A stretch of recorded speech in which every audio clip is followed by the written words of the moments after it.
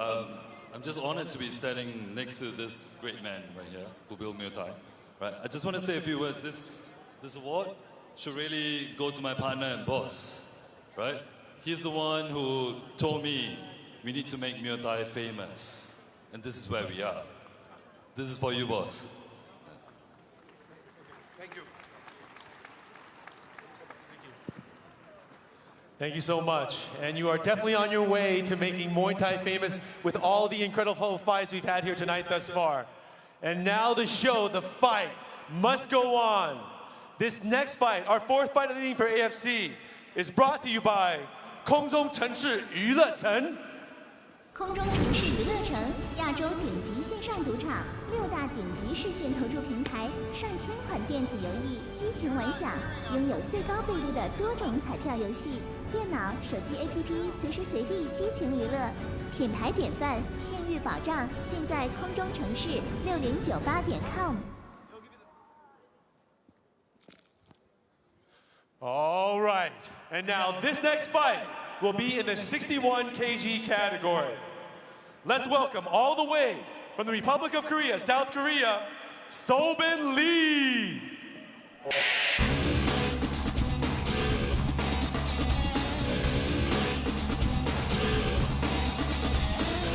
It's no small feat to be the Muay Thai Association of Korea gold medalist, but from Seoul, Sobin Lee said, look, I might be from Korea, but I have embraced traditional Thai-style training to get there. Most of his fights have been in Korea. He's been abroad a couple of times, including a recent trip to Hong Kong. When you talk to this guy, though, he's as cool as ice. Yeah, and I was very impressed when talking with him. He's a very confident individual, and Koreans got very good boxing. He's a very big fan of the Korean Zombie, who has a take-no-prisoner style. And I think that's what we're going to see from Sobin Lee tonight. Now, ironically, in addition to his feats in Muay Thai, he likes to box, you said. He's also got MMA experience, where he became actually a champion in mixed martial arts. So, although embracing that Thai-style training, he's not forgotten to round himself out in other areas. Tonight, though, a big step up. This will be the biggest platform he's competed on. Let's bring out his next fighter. All right, and now his opponent for the evening, hailing from Singapore, let's hear it for Kai Chai.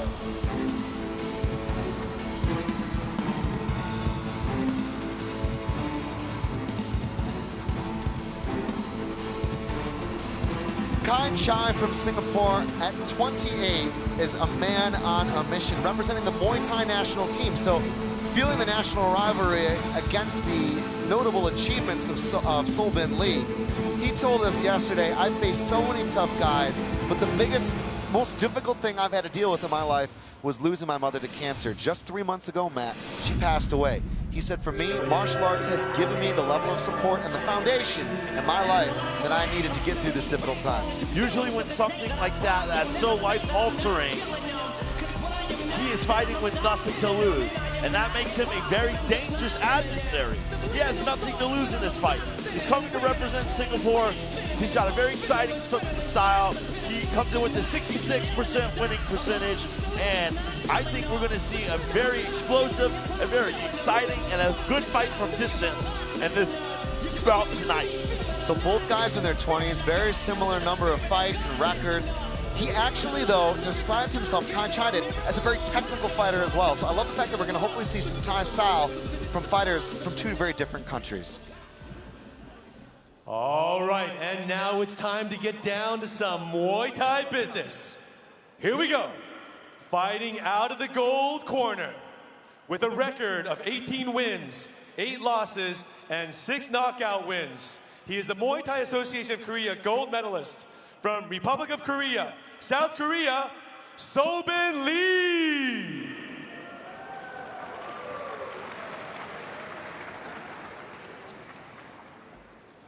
And his opponent, fighting out of the red corner with a record of 14 wins, 7 losses, 1 draw, and 7 wins by knockout. He is the Muay Thai national team. Singapore, let's hear it from Singapore, Kai Chai.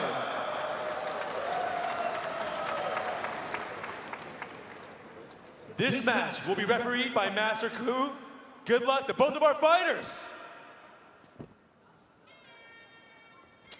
As the Y crew begins, it's Singapore versus the Republic of Korea. Both young men have represented their countries, joined the national teams, competed at the highest level domestically in Singapore and Korea respectively, but they were very aware of the momentum behind themselves mutually, and both guys want to come on top and steal the stream of victory that runs behind their relative opponents.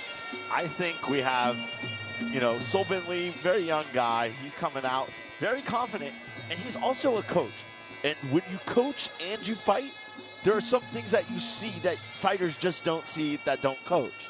He can be very cerebral in his approach to this fight. Now, being Korean, I think he'll come out guns blazing. Now, I could be wrong, but Master Ku taking over the refereeing duties tonight, and this is going to be a great fight. Protect yourself, follow my command at all time. All right, good luck, touch glove. Touch of gloves between both guys. Red corner for Kai Chai from Singapore. Gold for Sol Bin Lee from the Republic of Korea. 23 for Sol Bin Lee, 28 for Kai Chai, 14-7-1 for Kai Chai, 18-8 for Lee. Kai Chai, though, had some fighting words at the press conference yesterday. He simply said, watch me go in there and cut him up. What does that tell you? Going to see some knees and elbows? Well, I mean, those aren't very nice words, so I would expect to see some violence. I think Sol Bin Lee, and he's coming to win. Like, he's very adamant. He's not going to feel out. He's coming to win, and he's coming to win violently. Round one of a potential 3, first 3 minutes on the clock. Here, AFC coming to you from KL. There you go. Fast hands and feet so far from Sol Bin Lee. Kick for kick. Kai Chai returns. Right hand lands for Lee. Right kick. Way and down to the mat. Listen to the crowd here at KL. And Sol Bin Lee is on fire. I said he'd come out violent, and he's got a good sweep kick to start. So fighting words from Kai Chai yesterday. At the press conference, Sol Bin Lee, the actions do the talking, man. Yeah, and he, nice, crisp boxing. I noticed that he's leading with those double jabs, something you don't see a lot in Muay Thai. You see a lot of kicks, like teep kicks, that can be supplementary to jabs, but he's jumping in with a boxing-style jab. And he's happy to keep the weight down on that lead foot and step into that jab. 1-2 again from Sol Bin Lee. Right kick lands twice in a row. There's that Thai style he talked about. Loves the traditional Thai style training, but man, he's putting his own flavor on the formula. Yeah, and Kai Chai, he's sitting there throwing some hard kicks himself. We're in for a nice fight here. Kick for kick. Yeah, Sol Bin Lee's not checking any of those kicks from Kai Chai, though. Head kick. Block there. Kai Chai, good coverage, but man, these might be gloves, full-size boxing gloves, but still, when you take a kick like that, Matt, you feel it. Yeah, and Sol Bin Lee, very aggressive. The most aggressive fighter I've seen tonight. Super aggressive, and he's chopping away at the left leg of Kai Chai. You can see the reddening. He's got to start checking those. Well, we knew we could be in for a potential fight of the night. Right now, so far, round of the night, in my opinion. Right hand again, right knee there lands. Sol Bin Lee pressing the action up against the ropes. The referee separates. Yeah, and Sol Bin Lee doing a great job. Stalking still. Kai Chai very, very confident playing on the ropes, but I'd like to see him come forward. Popping jab, kicks to the leg. Short punch again with the left, then goes upstairs. Sol Bin Lee putting in work here. Left hand to a right, lands again, the right cross. Finding the distance. I'm intrigued by the speed and the lack of telegraphing right now of Sol Bin Lee. Well, you got to look at the variety of attacks right now. Sol Bin Lee is not just kicking. Kai Chai is predominantly kicking. There's no threat of the hands. So Sol Bin Lee can kick at will and not feel threatened, so he can counter up top with his hand speed. And that's what he's doing. Well, perhaps not the start that Kai Chai wanted. The guard is still there, though. He's taken a couple of good kicks to the leg, that lead leg particularly being targeted by Sol Bin Lee, but the Korean doing a good job of not punching himself out either. Yeah, and Kai Chai throwing some heat, but that front leg does not look good. 3 minutes in the books here at Asia Fighting Championship. Matt, that was 3 minutes to remember, my man. Yeah, that was the best round I've seen tonight. And So Bin Lee doing a fantastic job. From the touch of the bell, he came out, hands up, and he's just closing distance, throwing power shots, throwing power kicks. Very exciting first round. So as both fighters get some attention here from the corner, you see So Bin Lee speaking to one of his coaches. Just had a great conversation with the Korean team yesterday, as did we with the Singaporean team. But for me, the calmness and the eerily confident nature of those guys from Korea is just one thing that stands out. Yeah, they're very calm, they're very collected, and they mean business. They're a very fun bunch of guys, but they're very serious in the way they train, and they're very serious in the way they fight. That being said, though, we've seen from the Singaporean team how much the camaraderie means to Kai Chai, to surround himself with those guys during his time of recent hardships. He said, I'm ready to go dig deep. In my opinion, he's down one round. He's got to do just that here in the second. 2 of 3. Yeah, he's got to dig deep. And again, So Bin Lee opens up aggressively with punches. Oh, Kai Chai stalking. Right hand lands there from Kai Chai. So Bin Lee trying to get the kick catch, walks forward. Not sure if that was a kick catch or a double leg takedown. Oh, hey. Yeah, he landed on the spot. Oh, So Bin Lee with 3 leg kicks has just dropped Kai Chai here in KL. And an amazing kick, and he's gonna have trouble walking. I said he had to start checking him, and he puts his gloves up. Some good skill here. Kai Chai is ready to go. So Bin Lee is going to stalk and look for the kill. So Bin Lee again with the right kick, again, and he's down. And that is the fight, ladies and gentlemen. So Bin Lee, excited, chops the leg, and it is all over. That's a win here at the Axiata Arena. So Bin Lee with his 19th victory. What a show-reel performance. Matthew Polino. Look at him in the corner, just breathing casually, hands up on the ropes. He knew he was going to come in and do that. He said he was going to come in and do that, and he landed that kick in the sweet spot. And that's the thing with leg kicks. If you take enough of them, it just takes one to land on that sweet spot to just let everything crumble down. It's like a game of Jenga. You pull out the right piece, you pull out the wrong piece, and it's all downhill. And some attention there from the team towards Kai Chai's leg. And Matt, that was vintage stuff. We saw some of the action. We saw him force the count, and here is how he did it. Kick after kick after kick, back and forth. But man, what a beautiful stoppage courtesy of So Bin Lee. Yeah, So Bin Lee not even looking. He's just looking dead at the leg. Like a Terminator, eyes on the prize, killing it. Let's hear from Alamu to make it all official. All right, there you have it. What an electric fight. Did you enjoy that? That's what I'm talking about. That is Muay Thai in its purest elemental state. And of course, the winner for this fight by TKO goes to So Bin Lee.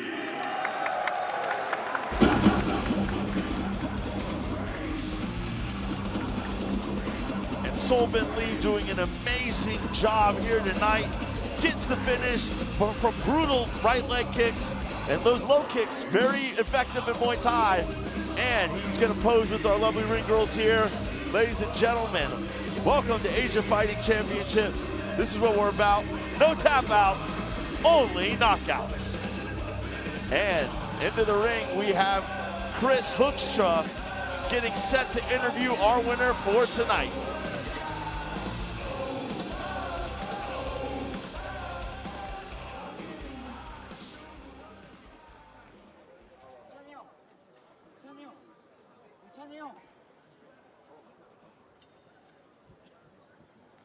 All right, Kuala Lumpur, I'm alongside So Bin Lee. Yesterday we talked. You told me you were here to show how great you are. And you know what? That was a beautiful stoppage. Tell us how you feel.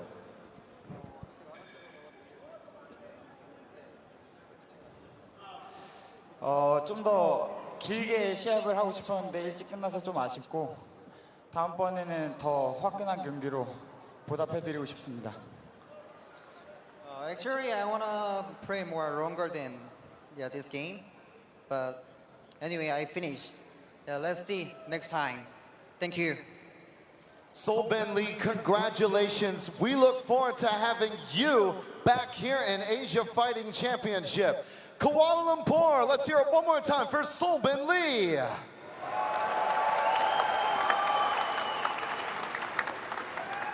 And an amazing job there. And we have more Muay Thai action coming for you now. All right, wow, what a night. So far we've had 4 amazing fights. Coming up now is our 5th fight of the evening right here in Kuala Lumpur for the Asia Fighting Championship. And now it's time to introduce our 2 warriors. The first one from Indonesia.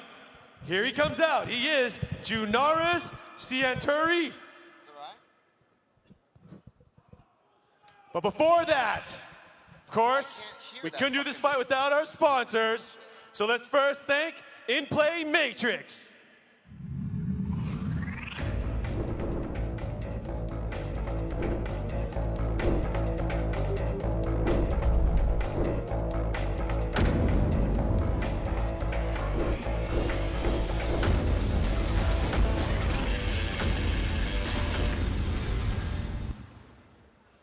Thank you, In Play Matrix. And now it's time, let's welcome into the ring from Indonesia, Junaris Sianturi.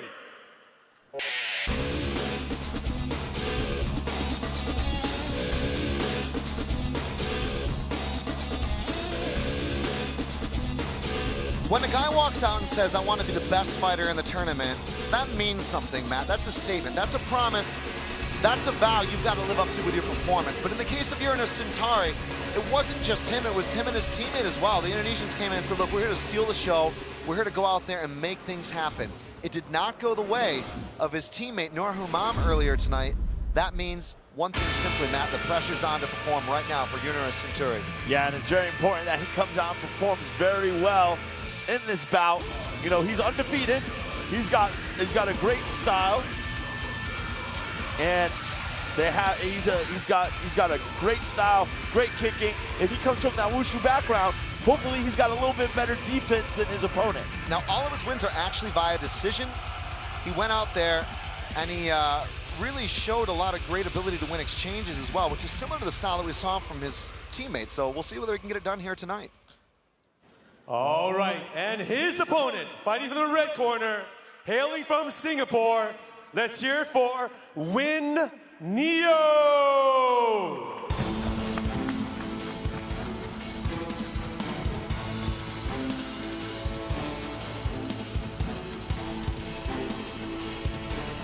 One of the least experienced fighters in this tournament at just 21 years of age with 6 fights experience. But the big thing is, he's knocked out his opponents in 2 of those 3 wins in truly spectacular fashion. Now, Win Neo actually studies aerospace engineering as well as competing professionally as a Muay Thai fighter. The game plan, he said, for me is simple. I go to push the pace, make my opponent guess, and then make him work to make him break and tire. That's a technical guy, he's a calculated guy, he's an inexperienced guy, but he's got the right mindset. Yeah, he's got the right mindset, and he fought extremely well and lost a very close decision on the last ASC card. He's one of the fighters I'm really looking forward to seeing if he can fill in those little holes that kind of detrimentally lost him that split decision, and I'm looking really forward to see him come out, maybe pick up a win. We'll see what happens. He's promised something spectacular. He said, I got cardio for days. This will be my moment. The time is now. Here's Alan Wu.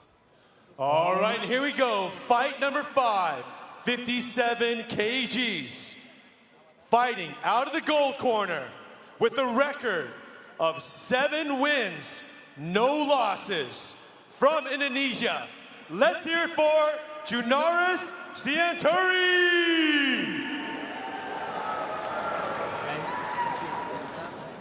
And his opponent, fighting out of the red corner with a record of 3 wins, 3 losses, and 2 knockout wins. He is the Muay Thai national team member. From Singapore, let's hear it for Win Neo! And to referee this match, we have Rudy Adip from Malaysia. Good luck, gentlemen. All the best. Let's hear it for him.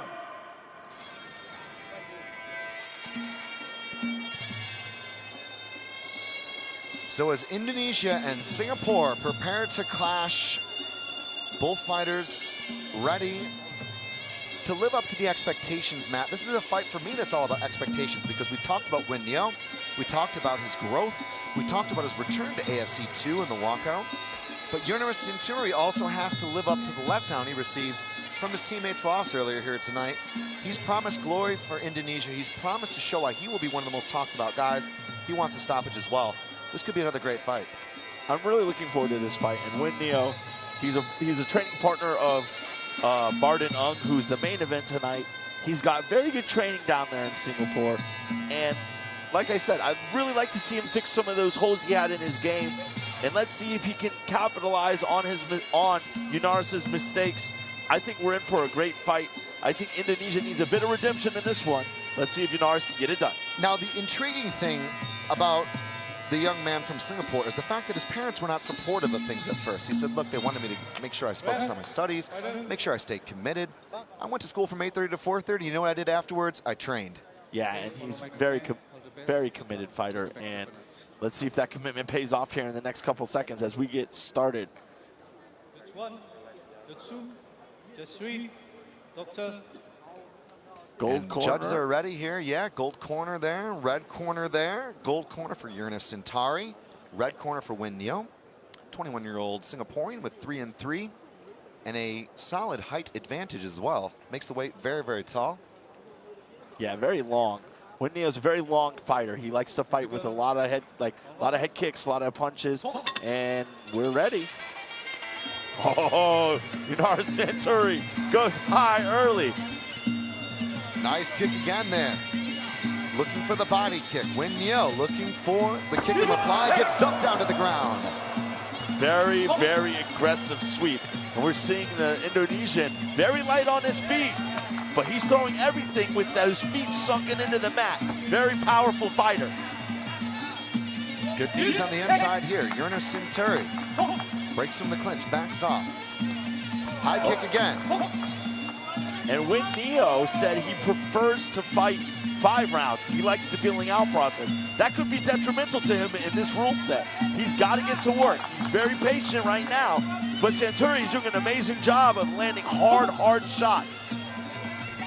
The big thing for Win Neo was the fact that he said that I like to try to time my opponent.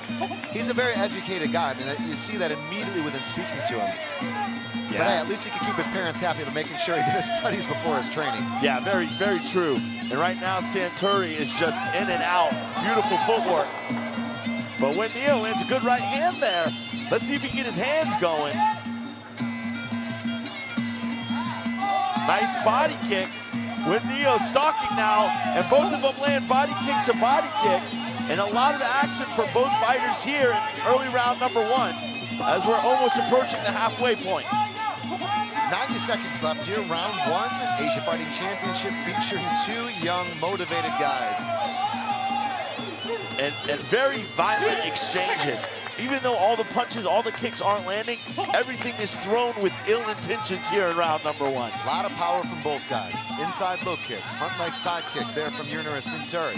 Stepping into the jab, he's very committed, a very wide stance as well. I'm surprised when Neo is not attacking the legs more.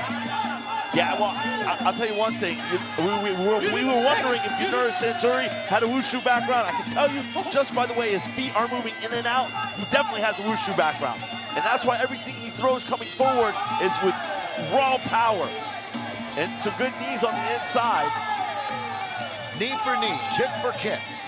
Yeah. Clinch in the break here. Win Neo's got to get a little bit more platform running.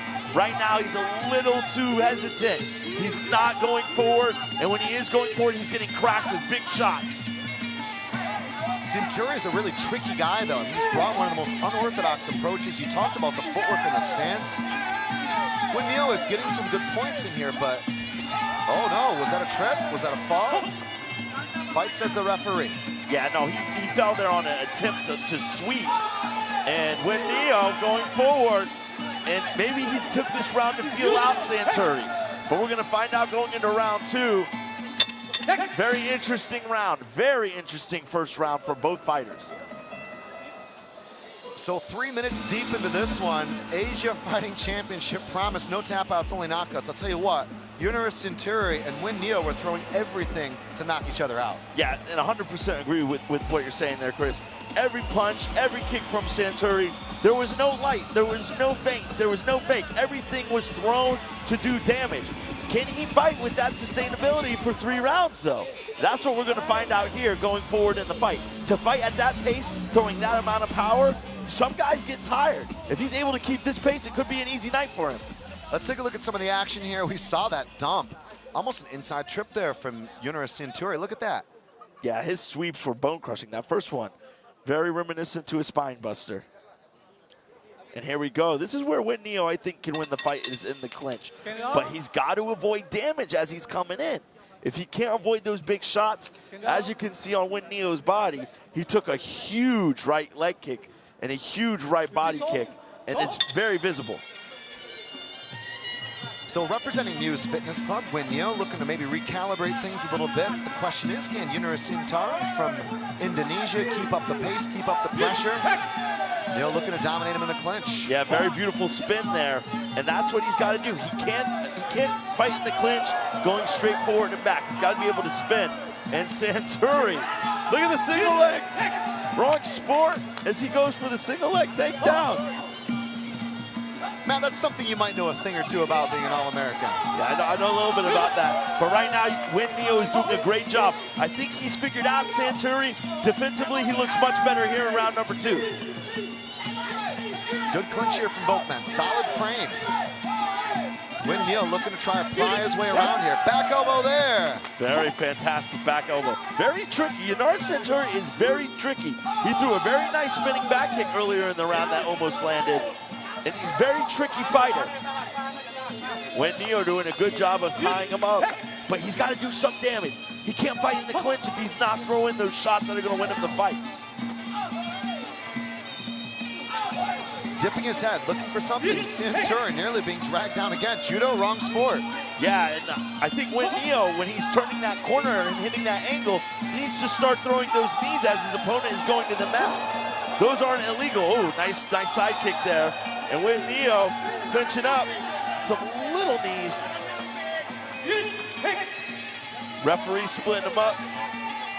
Just over the midway point of the fight, and what an incredible stylistic matchup. I mean, both guys have kind of turned this a little bit into a brawl, whether in the clinch or trying to bully each other around mat.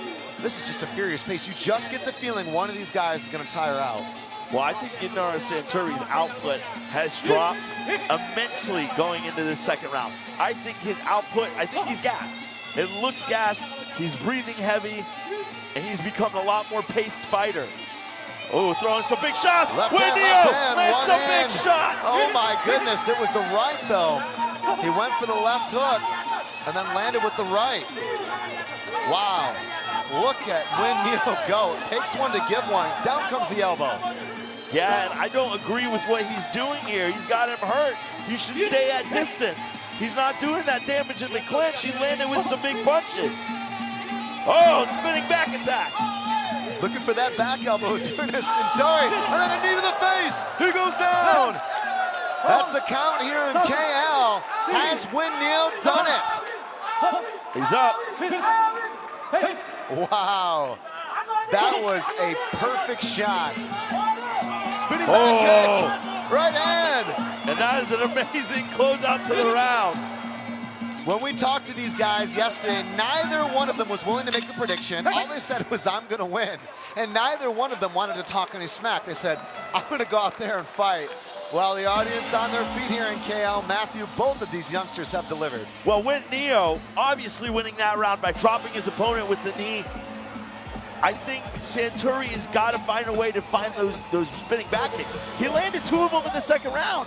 Look at that spinning back kick. That's the first one that landed. Throws it nice and high.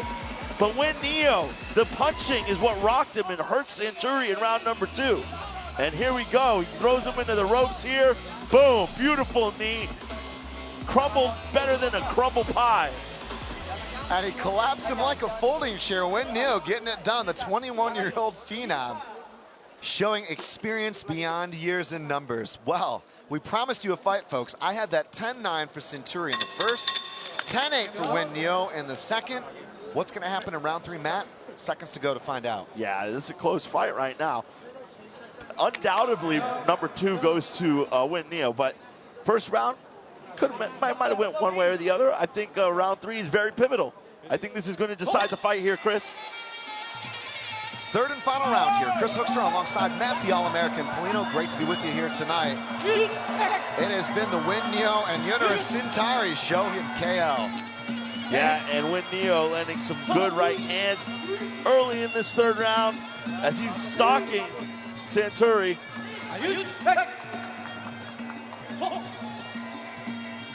And Santuri's got to open up his hands. I feel like he's, oh, nice right hand. Right hand from Win Neo. He's rocked him. The ref steps in and says fight. I think Win Neo was doing just that. Yeah, Win Neo's going for the kill. You can see, oh, nice right hand though, Santuri.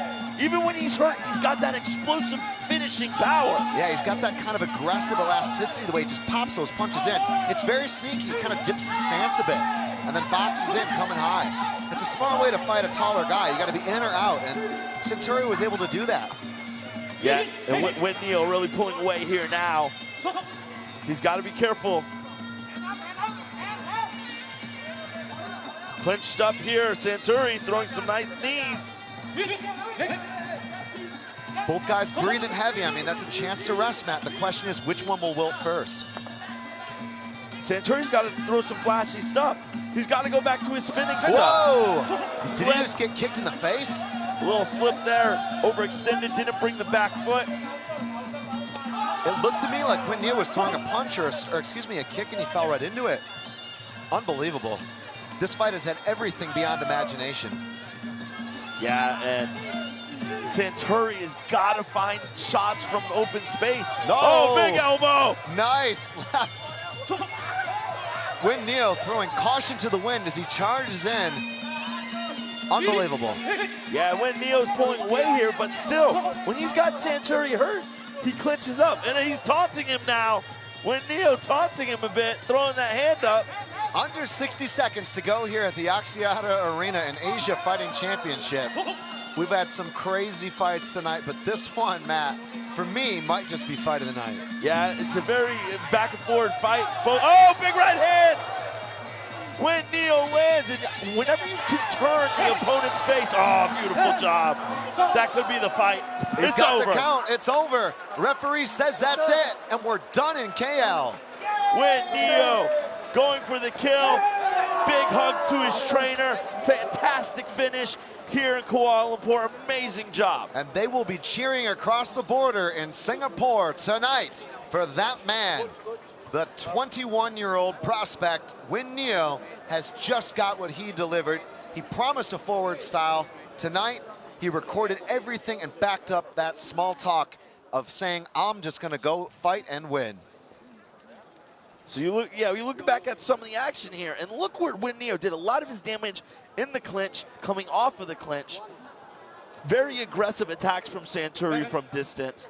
This really, I think, is the game changer in the fight. Big knee, crumbled him, and that's where we had all the fight. The momentum changed in round number 2, and Santuri unable to keep up the pace he had in round number 1. He got left behind in the clinch, and now we have a winner. We're going to shoot it over. Beautiful left knee to the body to finish things up. Fighters to the center. Only one thing left to do. To the official voice of AFC, Alan Wu. As you can see, Muay Thai is a beautiful and yet it can be a brutal sport. In this previous fight, let's hear for both of our fighters.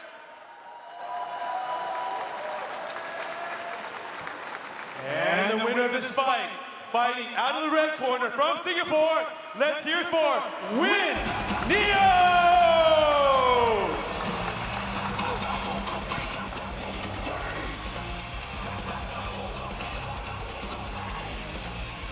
And Win Neo doing an amazing job here. He did a fantastic job tonight. And we have my man, my partner in crime, Chris Hoekstra, about to interview the winner. Let's throw it to Chris.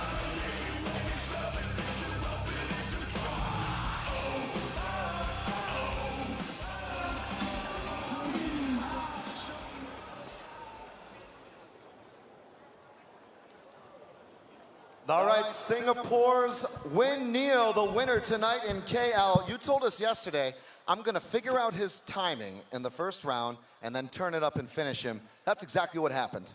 I knew he was going to come strong with the punches in the first round. So I stayed calm, listened to my coach to tip him away and figure him out. And round 2 and round 3, I just walked him down.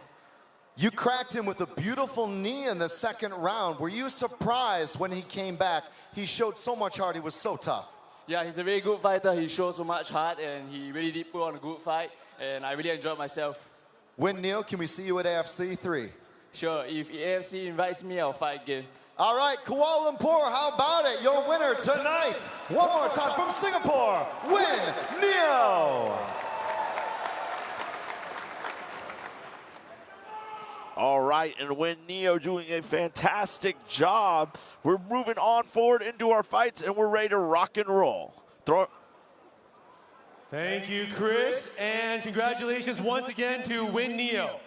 All right, coming up next is our 6th fight of the evening. This is in the 63 kg category, and it's proudly brought to you by 9 Club.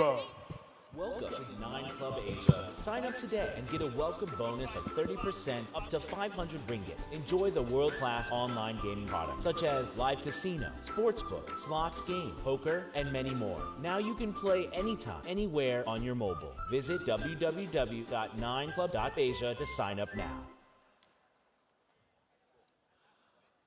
All right, and now it's time to introduce our fighters for the 6th fight. Fighting out of the gold corner from right here, hailing right from Malaysia, let's hear it for Mohammed Fazaki.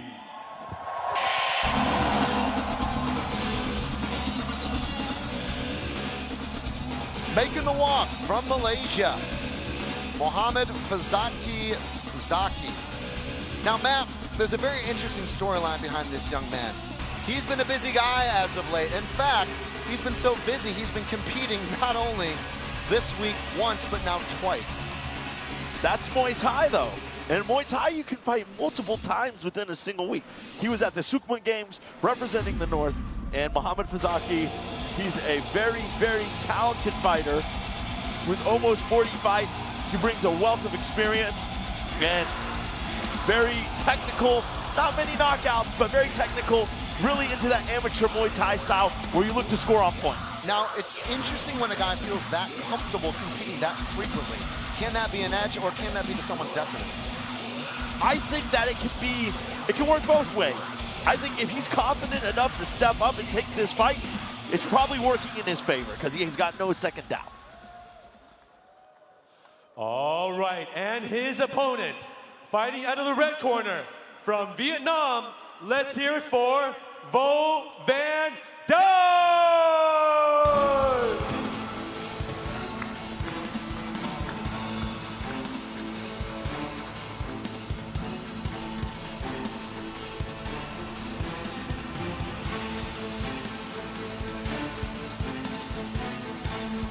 Now, the formula behind fighters returning to AFC includes the likes of heart, tenacity, and skill. For Vo Van Dijk from Vietnam, last time at AFC, he showed all of those three. It was a vintage performance that was truly impressive. Tonight, he feels just as confident and feels like he's in his stride. He said, this will be my evening to represent my country in Muay Thai. I'm a strong fighter, plain and simple, Matt. Is Vo Van Dijk Vietnamese for tank? Because that's what he is. He's a tank. He's extremely strong. He goes forward. He's aggressive. He is extremely exciting to watch. I have been looking forward to him to compete since the last card ended. To Alan Wu. All right, here we go. It's time to throw down here in Kuala Lumpur for our 6th fight in the 63 kilogram category. Fighting out of the gold corner with a record of 27 wins, 6 losses, and 4 knockout wins. He is the R1 Sukwan One Song Chai champion from right here in Malaysia, your homebred hero, Mohammed Fazaki.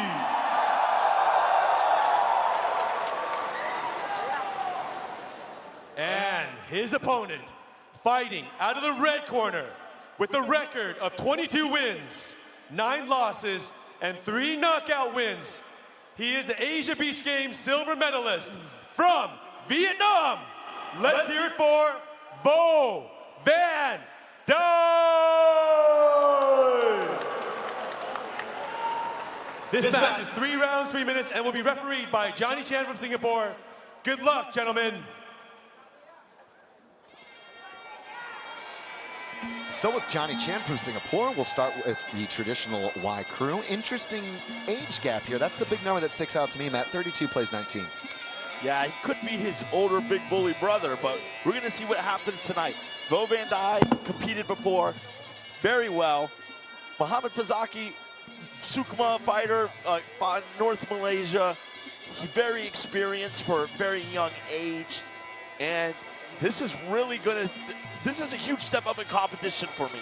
The big thing that stuck out to me about when we spoke to Vo Van Dai was his passion. He was so eloquent about describing not only his membership of the Ho Chi Minh Muay Thai Federation, leading a club, pushing to grow the sport as a coach, competing to inspire his students. That's strength as a fighter. That's a difficult task, isn't it, to be a coach and a fighter? You said it can be an advantage because you learn how to break down and teach techniques, but for Vo Van Dai, he's really leading from the front. Well, when you think of Muay Thai, Vietnam doesn't pop into your head. Thailand pops into your head. Cambodia, where they fight Kun Kumar, is very similar style. Like in Burma, where they fight Lithway. These are where you connect the dots. You don't usually connect Vietnam. But these guys fighting and representing the sport, they were trying to transcend the sport in Vietnam. And this is a huge step forward, not only for the country of Vietnam, but for Vo Van Dai and AFC too. And I have to agree, because as you said, that's one of the key missions of Asia Fighting Championship, is to elevate the sport and all different countries, bring different champions all together to find out who's number one. Now, in the case of Muhammad Fazaki Zaki, the thing I've got to ask you is this. At 19, coming in now to what is still early days of his career, how does he get it done against the guy who seems so durable, where there is the intelligence and the experience of having been here in AFC before? Yeah, I think he's got to fight a very smart technical fight. Trying to brawl against a brawler who's, let's face it, who's got a size advantage here. He's thicker everywhere. He's thicker through the body, he's thicker through the trunk. I think if he tries to fight brute force against Vo Van Dai, he's going to be in for a very rough night. I think Fazaki's got to stay low on the legs. He's got to keep his distance. He's got to fight smart. Well, you heard it there from Matt, the All-American Polino. If you just joined us, I'm Chris Hoekstra. Thank you so much for being here. We'll get the final instructions. So you fight your best. Red and gold. Red corner for Vo Van Dai from Vietnam, 32 years of age, against the gold corner, Muhammad Fazaki from Malaysia at 19. A lot of red and gold in here tonight. Very different thing we do here at AFC. We don't have a blue corner, we have a gold corner.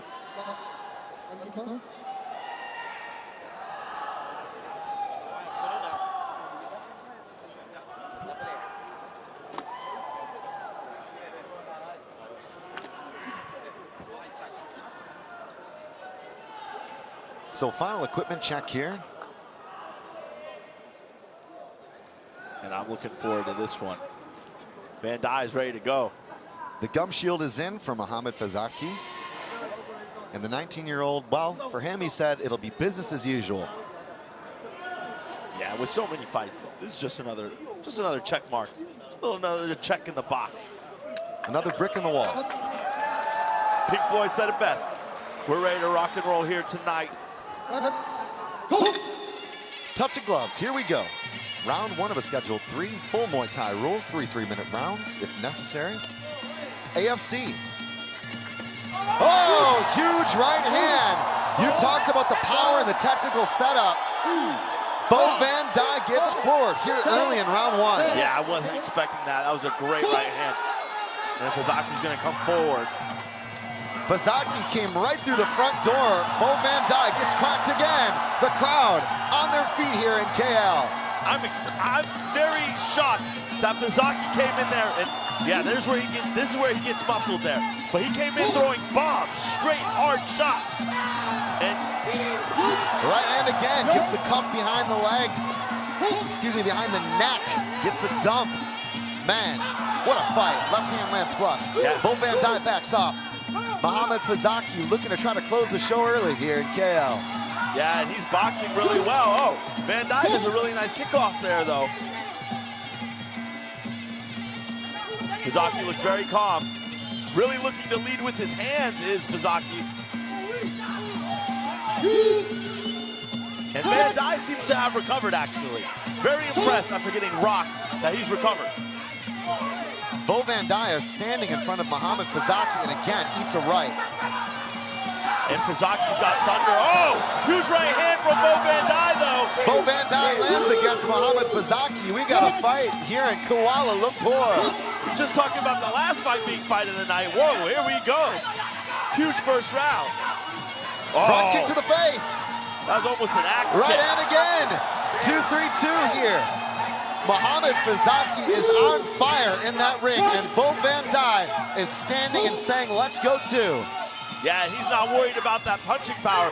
He's standing within a foot. Oh, huge right hand, and they're exchanging, and with ill intentions. Oh, big jumping knee from Bo Van Dye. So much heat in the ring here in AFC. Front kick there, jumping in. Yeah. Seconds to go here, under 60 in KL. His arm got caught there. Nice side kick to the face, and the Malaysian is teeing off. Wow. Bo Van Dye said it was his mission tonight to get victory at all costs. That seems a difficult proposition after getting dropped like that early here in the first. But he's coming back. I'm surprised. Oh, nice kicks. Popping jab, short elbow here. Yeah, Muhammad Fazaki in the clinch.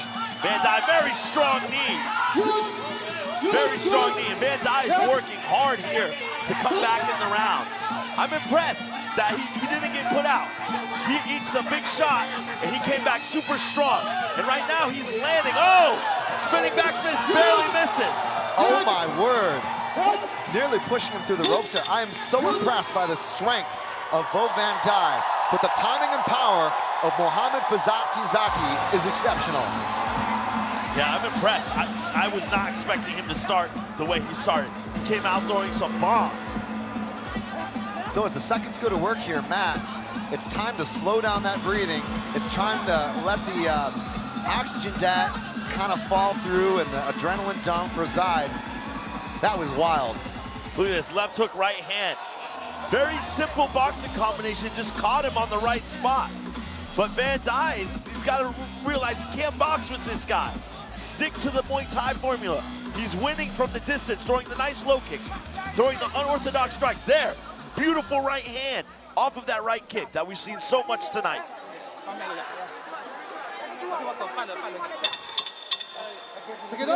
Seconds out, says the referee. Johnny Chan from Singapore in charge, and he has certainly got one unfolding in front of him to officiate here. A barn burner if ever there was one, Matt. Yeah, and the traditional stalling technique over here. Remnants of Yoel Romero with the ice. There's still some ice in the ring, actually, in the corner. And we're rocking and rolling. 2 of 3, 3 minutes on the clock. Bo Van Dye looking busy here early with those lead tools. Lead jab pops out. 1-2 for Bo Van Dye. Looking to finish with the body kick. Left hook to a right hand and reply from Muhammad Zaki. Yeah, Van Dye actually won that exchange there, landing some good shots. Oh, nice body kick. Oh, and Van Dye going forward here. Almost a chopping elbow. Oh, spinning back elbow. Spinning back elbow lands. But Van Dye is so aggressive. Look at Muhammad Fazaki go. He just stuck his lip out as if to say, man, I can't believe I missed that one.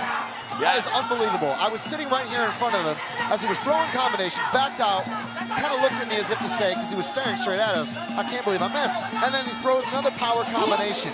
This guy is a smooth operator. Yeah, he is. And Bo Van Dye got to get to work on those legs. Oh, jumping right hand lands, followed by an elbow. And Van Dye is landing some big shots. Crazy. Well, this was certainly a match made with good reason. The durability and strength of Bo Van Dye, the speed and the power and the aggressiveness of Muhammad Fazaki. Matchmaking heaven.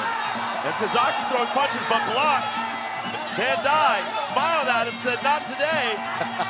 And Fazaki's got to find a different strength here. Oh, Van Dye's, oh, nice right kick. Put him into the ropes. Answers back. Left kick there from Fazaki. 1-2 lands. Grazing the chin of the Vietnamese fighter Vo Van Dai. Left hook, did that get him? That was a check hook, he went under the ropes. Vo Van Dai is the Terminator in there right now. He is walking forward, plodding onwards. Yeah, Fazaki very linear in his attack. He's going straight forward. Nice side kick to the face. He's not even breathing right now, Matt.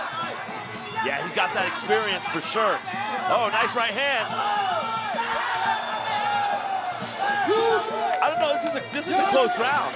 Van Dai doing a great job. Fazaki's landing some harder shots, but the volume from Van Dai might win him this round. You have to say there's nobody tougher at 63 keys in AFC right now than Vo Van Dai. Yeah, he brings it, that's for sure. Front kick to the face. Fazaki jumps in with the elbow. Front kick back again. The significant strikes landed by these two fighters has been a mathematical nightmare. Yeah, it's hard to determine who's actually winning this round, but I always like to say volume over power. If you're landing good, better shots than volume. In Muay Thai, I think volume wins over power. This is my personal opinion. I have second round in Van Dai. Wow. Standing ovation. Fazaki doesn't look phased at all. Well, we got the third round coming up, but Matt, gotta pick your brain about the second. We saw some slight adjustments from Vo Van Dai. He became a little bit more aggressive. He was more wary of that right cross coming in, which caught him, obviously, that 2-3 in the first round. It was hells a-popping in the ring. Yeah, Van Dai needs to keep going forward, throwing those elbows, throwing those knees. Look here, he's closed the distance, throws a really nice elbow from side. And this is where Fazaki has a really nice right side kick to the face. This is gonna be a very exciting third and final round. So the action at junior welterweight, Vo Van Dai in the red corner, Muhammad Fazaki in the gold. If you're just joining us, this is Asia Fighting Championship. I'm Chris Hoekstra. That's the All-American Matt Polino right next door. We're your hosts for the evening. So happy you can join us for this amazing fight right now. Vietnam versus Malaysia. And Yoel Romero strikes again with the ice.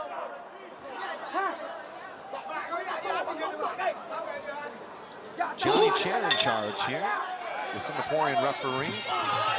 Certainly having plenty of action to officiate over it. Things continue from 0 to 100 miles an hour, Matt. Yeah, they get started real quick and they go very fast. They turn on that engine real quick. Oh, huge body kick. Vo Van Dai lands the biggest body kick of the fight. Vo Van Dai lights him up with a right roundhouse to the midsection again, double time. And the corner encouraging Muhammad Fazaki as he sprints. Cat-like evasion there, turning, going 360, moving away. Matt, what a fight. Yes. Every single one of these fights, the bar has been raised. We say round of the night, fight of the night, performance of the night. These guys are going at it. And Van Dai doing a good job. Fazaki working really well here tonight as well.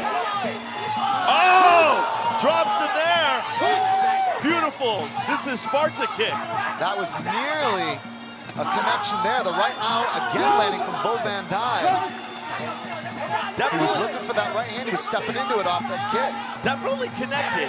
The ref didn't count it as a drop because it was more like a push kick, but it definitely connected. And he was looking to step in off that kick and land the right. Lead with the kick, load up with the power, step in with the backhand. Into the ropes. Is somebody tired? That's the question. For Vo Van Dai, history would suggest no. Fazaki a little bit more sloppy though, not quite as much pep in the step. That being said, right hand comes over the top. Fazaki presses forward, right hand lands again. Big knee though, and Fazaki landing the boxing strikes. Oh, big sweep there.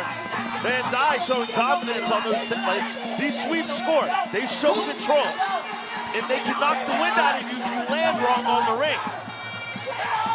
And if you're Muhammad Fazaki, you gotta ask yourself at this point, what have I gotta do to put this guy out of there? Jumping axe kick. Crazy Vo Van Dai landing some crazy stuff in this third round. And he's not just throwing it, he's landing it. Vo Van Dai going straight Jean-Claude Van Damme here in Kuala Lumpur. What a crazy encounter. Yeah, he's got to step into those spinning back kicks.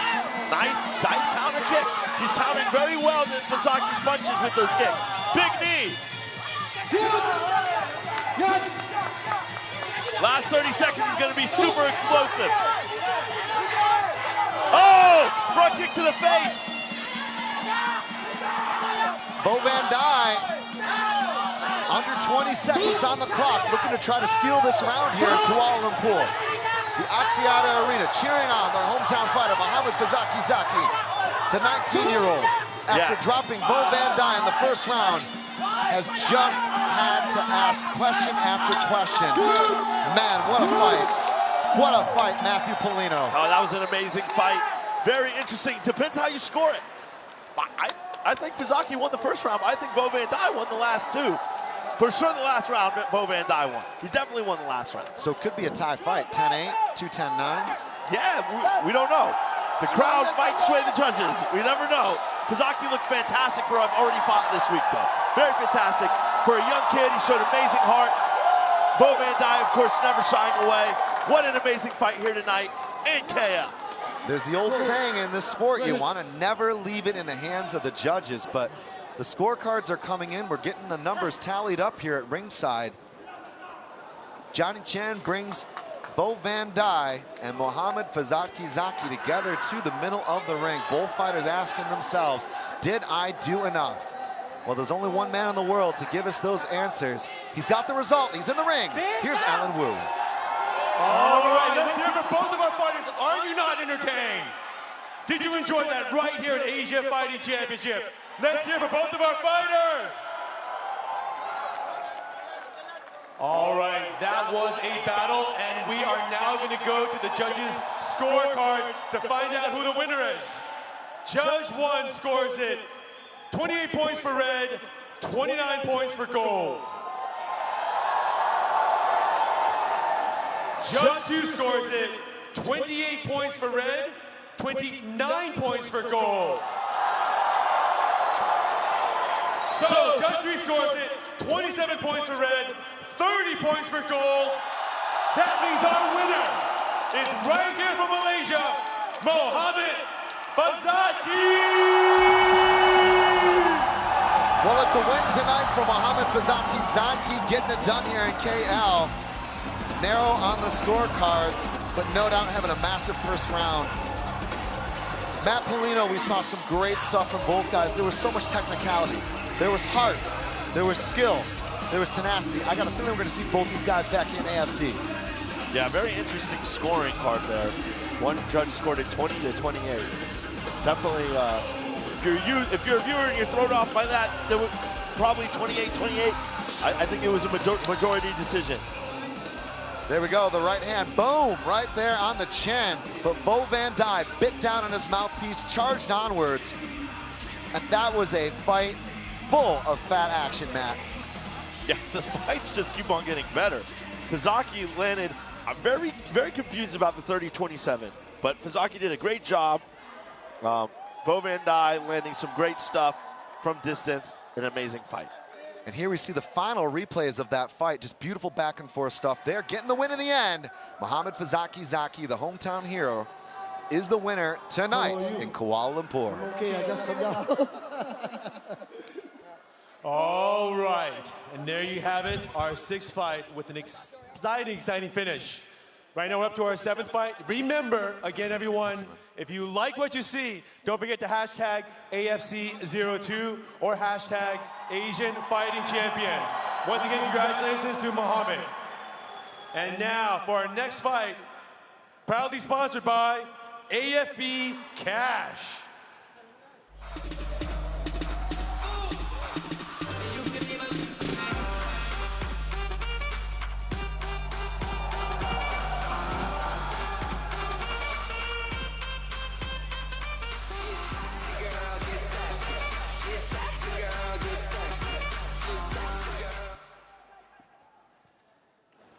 All right, and now it's time to welcome our 2 fighters. First, let's welcome from Thailand, Wacharan Inta.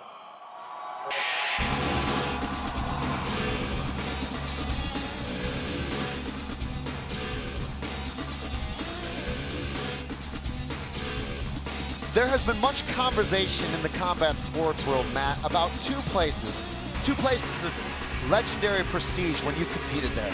And that is Lumpini and Rajadamnern. He's been a contender in both, and Wacharan Inta makes the walk tonight with a massive amount of experience. In fact, a lot of experience that may not even be documented on his professional record. He's been coached to speed up his style in this fight. Now that it's 3 rounds instead of 5, he's got a lot of pedigree behind him. Wacharan Inta is what we call, Malaysians call Lansi. He's cocky. He's a very cocky fighter. He likes to showboat. He's a showman. He's very good at that. And he takes opponents out of their game by being a showman. Similar to the way Anderson Silva used it in the UFC. Very good at using feints as showboating, but using them as feints to set up attacks. He does a very similar thing. With only losing 6 times, he's a very experienced fighter. And at just 19, making the walk into the ring. All right, and his opponent, fighting from the red corner, let's welcome from the Philippines, Ariel Lee Lampakan.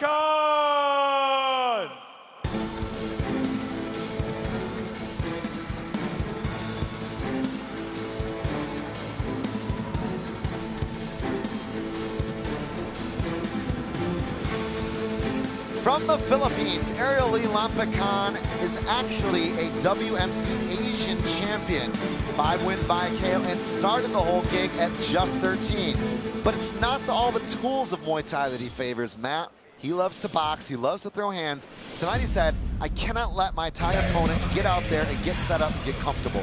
I'm gonna take him out of his rhythm, and I'm gonna do it with both fists. That's a very important fact, that he understands that if he lets the Thai find his rhythm, the fight will become harder for him. That's how Thais fight. Once they get in the rhythm, it becomes a very difficult fight for you as the opponent. He has to use that boxing, throw off the rhythm, and stay away from the knees of Wacharan Inta. Tonight, Ariel Lee Lampakan at just 20 wants to represent his own country and particularly dedicate this fight to the North, to those who have suffered from the recent natural disaster there. We'll send things back into the ring to Ellen Wu.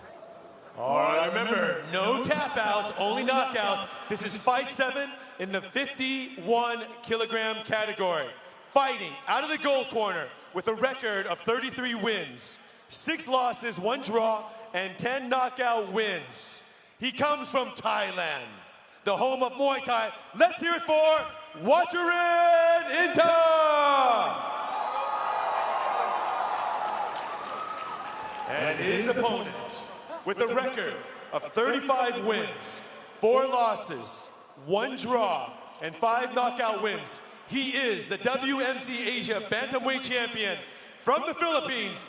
Let's hear it for Ariel Lee Lampakan!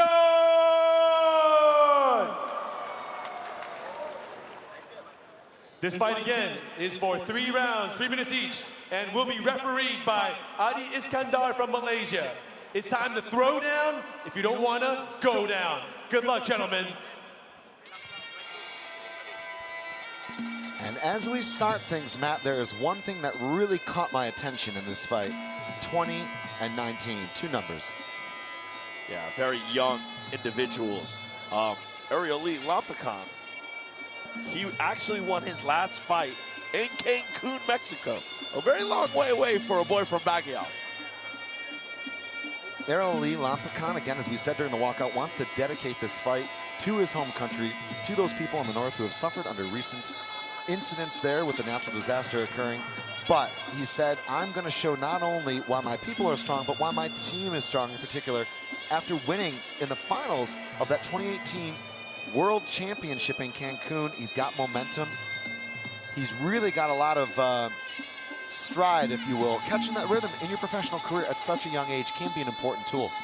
Yeah, that, and from his area, the Igorot people of the Philippines are notoriously tough, and they're notoriously good at fighting. Now, the crazier thing to actually mention is that he started to work at just 10 in a small-scale mining operation. So he said that that physical training of working and making sure I was always fit actually paid off in my fight career. So he's obviously got the full package, and of course the conditioning to back it up. But that being said, we talk about conditioning, we have to mention the skills of Wacharan Inta. Yeah, when you fight in Lumpini and you fought in Rajadam and you're a contender and you're what we call ranked, and being ranked is already a high accomplishment in yourself. So to be ranked in those stadiums speaks volumes. This is going to be a huge style clash. And this is one of those fights for both guys at 60 keys to try to take that next step forward. When it's early in your career, Matt, it can be make or break. A lot of consequences to be able to go against two high-profile guys. You're young. This is time to do or die. I think this is a good fight for both of them, actually. I feel like they can both learn a lot from fighting each other. And both guys have a way to win. 100% agree.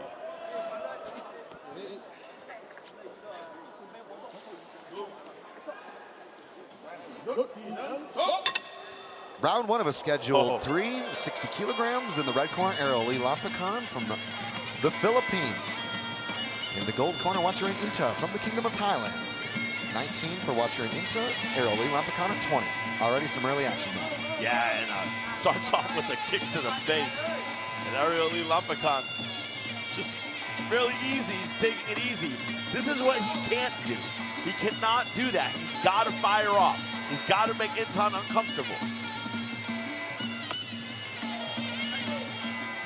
Fighting at this pace, I think, is a mistake for Aroli.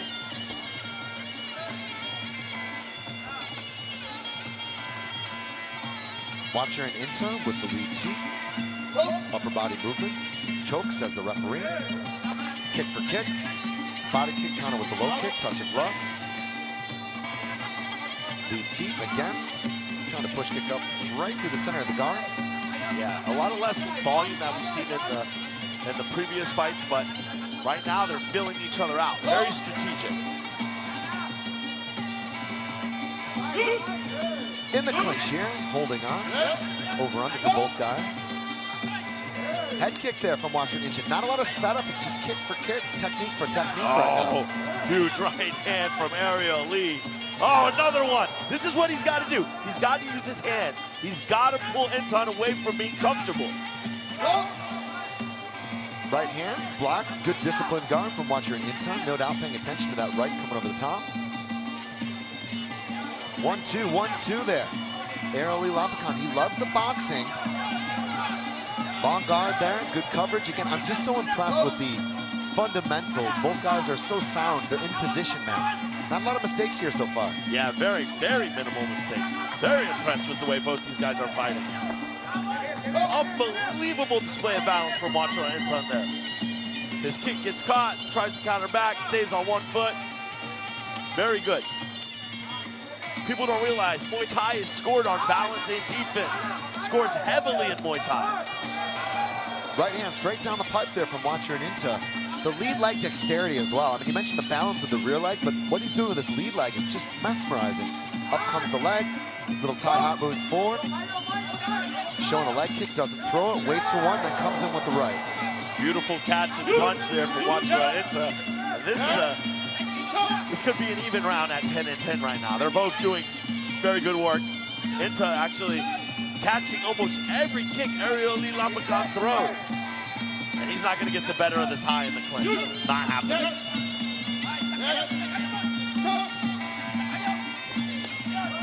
Roundhouse to the body, switching up is Aroli Lampakan. Not much time left, 10-second clapper here. And that's the end. 3 minutes deep into this one, and it was a technical exchange. There was some good stuff from both guys. Matt, how do you have that one? Tough one. I would say maybe I would score towards Aroli just because the power punch is doing the most damage. I'd probably edge him the round, but I wouldn't be disappointed if the judge saw it the other way. It's a very good fight. Yeah. You look up at the replay here. Look at the catch there. These right hands are what scored the most, in my opinion. And in Muay Thai, punches don't score a lot, but in terms of focal damage, that's where it was. Yeah, I have to agree. I mean, it was certainly the most significant strikes that came courtesy of those punches. You just have to question how highly they were valued in the grand scheme of things. And right now on a razor's edge here in KL, Asia Fighting Championship continues. It's the battle of the youngsters. 2 of 3 coming right up.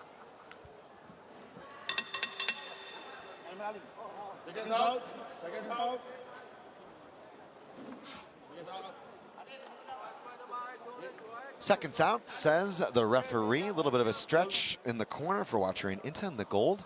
Red corner for Aroli Lampakan. Philippines versus the Kingdom of Thailand. I feel like the referees here are a lot less strict than the Nevada State Athletic Commission when it comes to getting out on time. I won't question that, shall we say. Nice leg kick from Wachra Inta. Oh, beautiful left. That left kick could be a good weapon. And again, he's caught almost every single one of Ariel Lee's kicks. And that could be the difference in the fight when it comes to seeing who takes ground when it comes to distance. Low kick there. Ariel Lee Lampicon plodding onward, stepping into the left. Doesn't find it. 40 seconds into this one. Round 2 of a possible 3. And again, a very tentative fight. It's almost like we're seeing both fighters engage, reset, engage very briefly, reset. Well, Ariel Lee is being patient. Oh, beautiful front kick to the face. And again. Answered back from Intan. So Ariel goes up and Intan says, hey, I raise you, and throws it right back at him. Well, it's a game of poker here for sure. Kick for kick, stepping in, lands the right. Caught by Wachra Inta. Oh, beautiful job there. That's a beautiful counter kick from Ariel Lee Lampicon. And Inta's got to move forward a little bit. It's interesting to see both guys pot shot each other, just kind of take their pick. But Ariel Lee Lampicon is winning some of these exchanges again, I feel like. Yeah, he's definitely the harder puncher. But again, Muay Thai scored very vicariously on defense. So when someone throws a kick, if it's caught, that kick doesn't score. And if you look at a lot of Ariel Lee's kicks, they're being caught and countered off of. Where he's scoring is with his counter punching.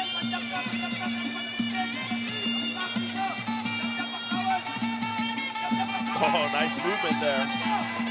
Very impressed with the way Ariel Lee is fighting. He said that he didn't want the tie to get comfortable, but he looks extremely comfortable fighting in this range. Yeah, the big thing, you talked about when a scoring advantage is not awarded, it's for when something is like striking the arms or legs in a way that it's caught or deflected or so on, without the power or body weight behind it if the hit is light.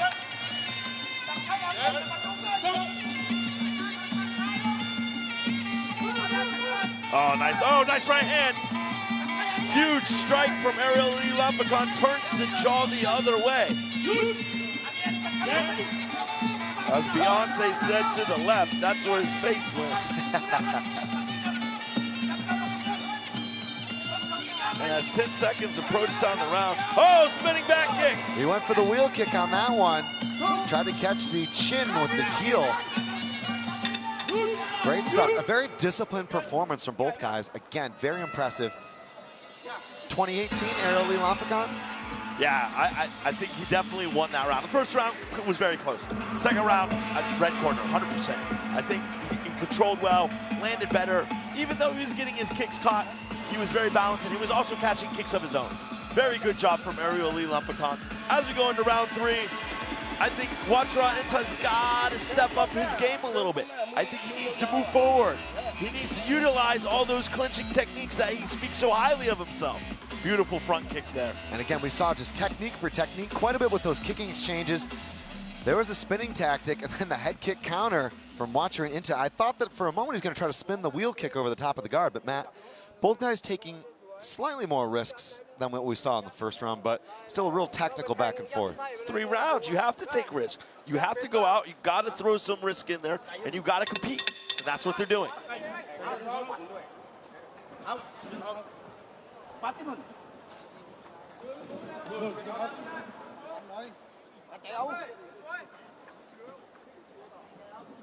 Third and final round. Quick equipment check here from our referee in charge. Both fighters, mutual show of respect. Low kick already from Wachra Inta. Knee, kick again. Stepping forward. Checked. The reply from the Filipino. And Inta's going forward. He's going forward with a lot of urgency. Yud says the referee wants to separate them. Both guys falling down. Smile from the Filipino. Tai looking to turn up the heat here. Uppercut. Popping jab. Round kick to the body from Wachra Inta.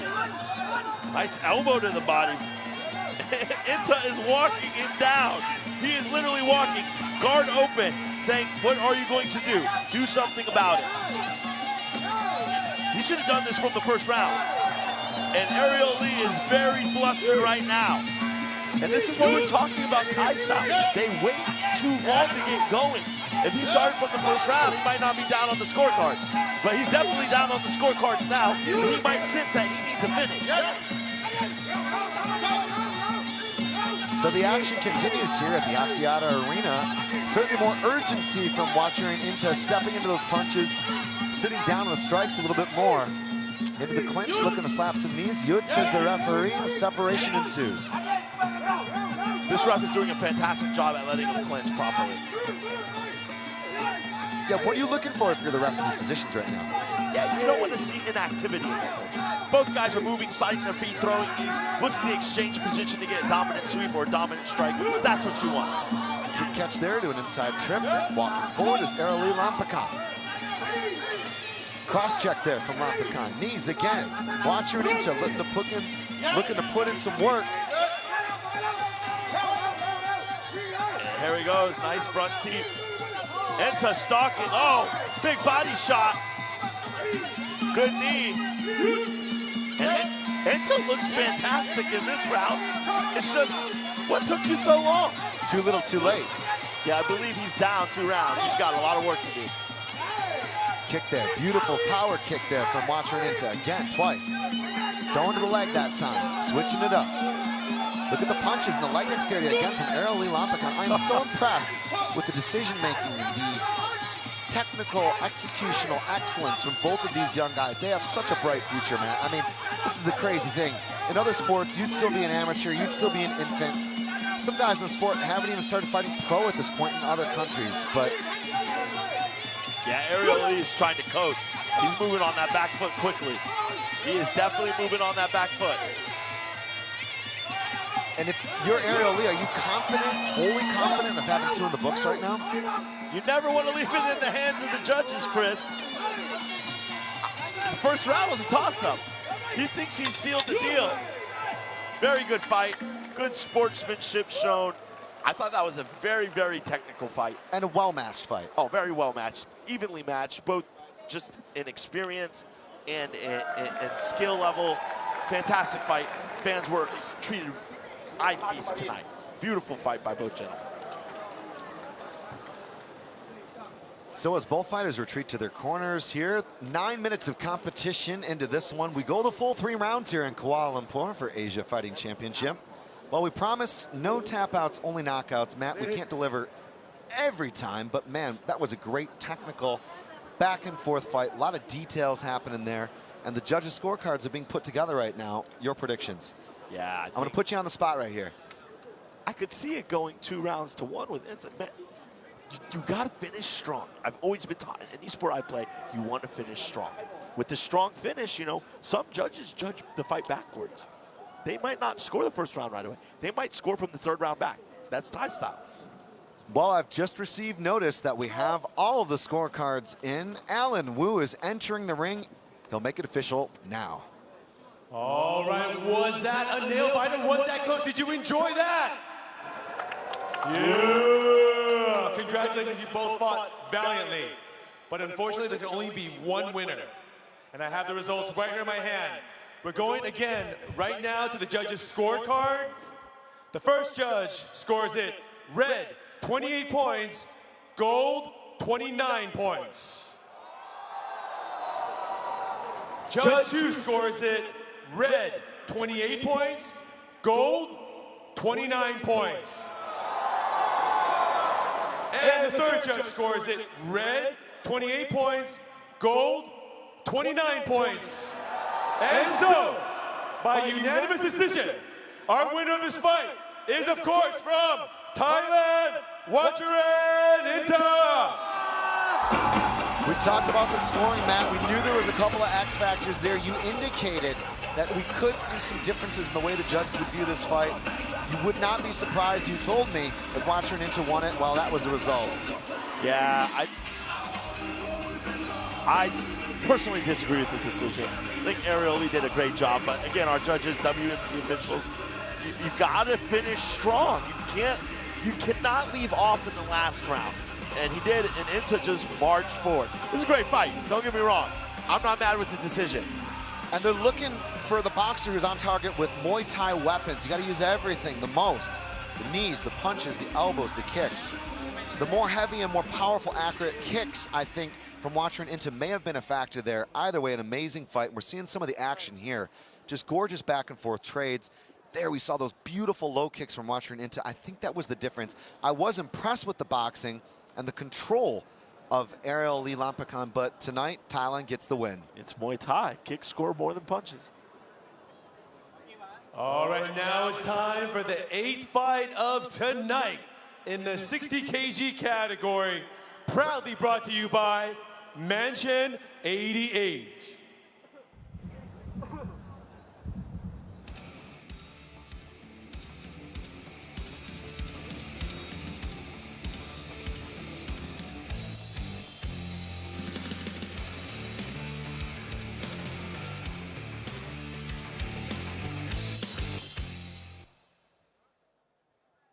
All right, now it's time to introduce our 2 warriors into the battlefield. Fighting out of the gold corner from China, let's welcome Zhao Zhanshi.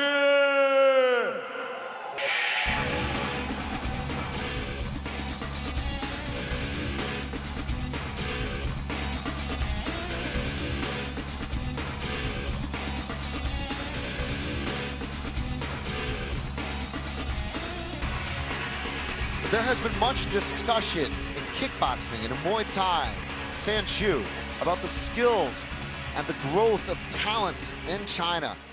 Leading the way, Zhao Zhanshi at just 24 has been a busy man from Hunan. He started competing actually, Matt, in just a few years as regularly as possible. The game plan for him was just to get experience. He realized that he needed support, he quit everything, and the only thing he did, he told us, I don't go out, I don't play games, I don't see anybody other than my coaches, I just train to fight. He's competed at a very, very high level in the highest organizations in China. Tonight, he gets a chance to go international with AFC. Yeah, and AFC, again, we are a global platform bringing you from all likes of Asia Fighting Championships, and this is going to be a great fight. Zhao Zhanshi is in the ring. All right, and his opponent, fighting out of the red corner from Vietnam. Let's hear it for Nguyen Tran Nhat.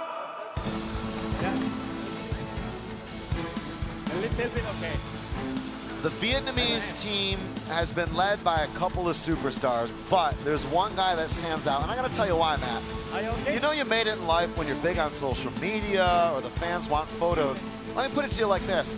When you have your own shampoo commercial, that's a sign of true commercial success. Yeah, and Nguyen Tran Nhat fighting out of Vietnam. Again, Vietnamese fighters are always notorious for being tough, very hardworking, very hard to put away. And he's coming out to fight very strong tonight. I love his story as well. It's not just the fame, it's the honesty about his mission in life, I think, that transcends martial arts. He's been a lifelong student of the game, has taught, trained, ran a club, but he said, for me, I'm best when I'm busy because that shows that I've got a lot on my plate, but I'm doing good work. I feel comfortable. I've scouted my opponent. I've watched him on YouTube. I'm going to scout him out in the first round, feel him out, get the timing. I will show why I am great. I will let my actions prove my words. Yeah, I'm looking forward to this fight. I think we're going to have a very aggressive start, and I don't think there's going to be any filling out, to be honest. Let's get into the ring to Alan Wu to get these 2 fighters ready for battle. And here we go. Fighting out of the gold corner with a record of 25 wins, 3 losses, 3 draws, and 11 knockout wins. He is the Max Muay Thai champion, and he hails from China. Let's welcome us here for Zhao Zhanshi!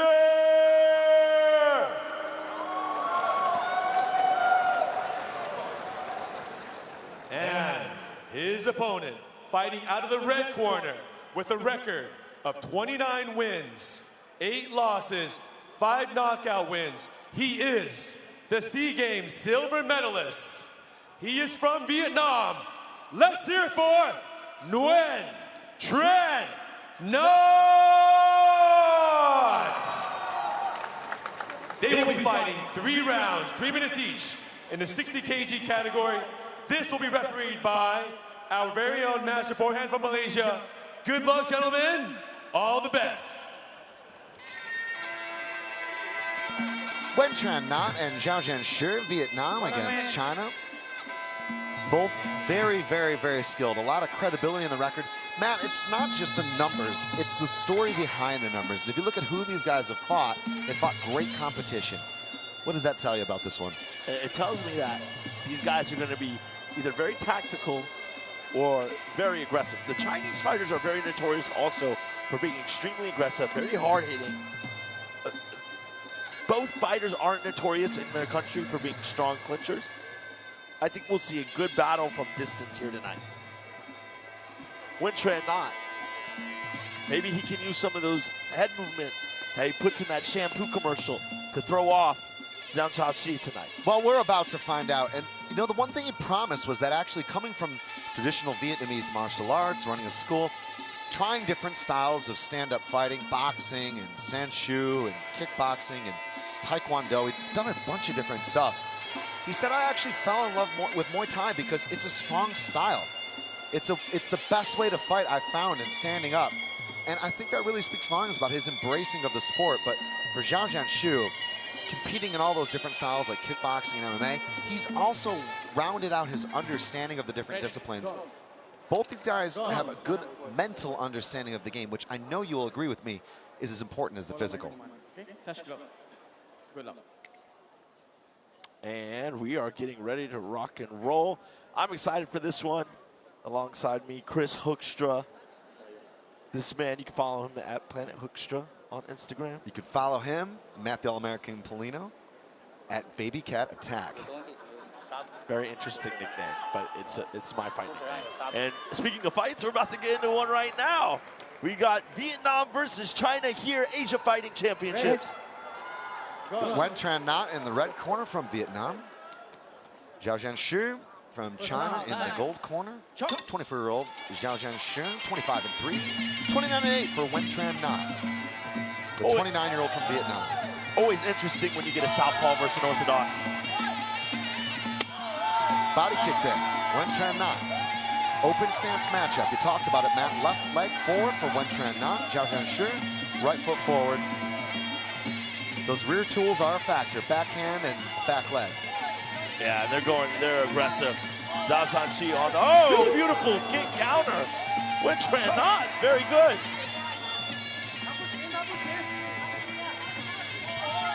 Inside kick there.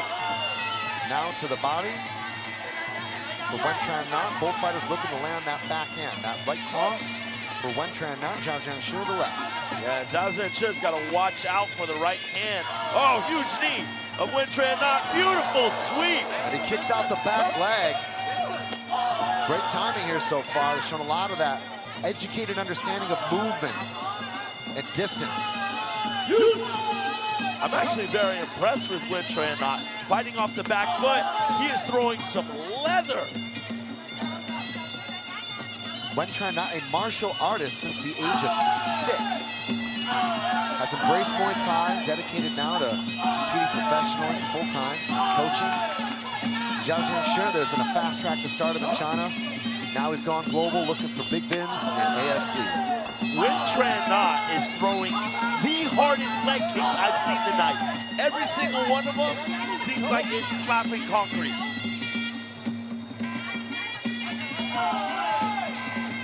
Nice kick, good counter, Zhao Zhanshi checking, stepping in.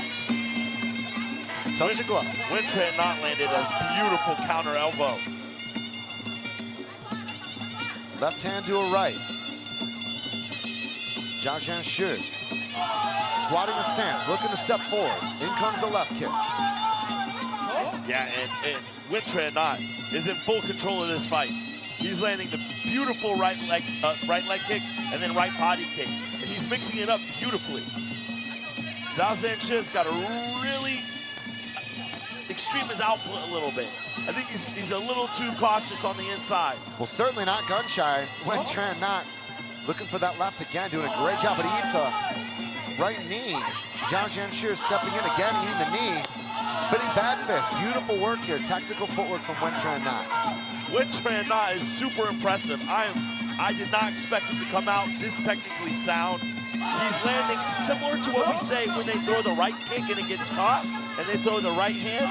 He's doing that same technique, but from the knee to the elbow, and it's landed consistently in the first. Now the crazy thing is the fact that he said he was going to feel him out in the first round. I'm not seeing that here. He's going in straight to score with power. I don't really think that's his fault. Zhao Zhenshi is really just putting the pressure on him. You can't fill a guy out when he's trying to punch you in the face from like a foot away. That's a very subtle point, Matt. Dully noted, but when we take a look at some of the action, I think you'll find that there was good forward pressure from Zhao Zhenshi, but he ate some difficult strikes, and just when Wen Tran Na got backed up into the corners or pushed against the ropes, he did a good job of turning away and making sure he could use space to his advantage when it counted.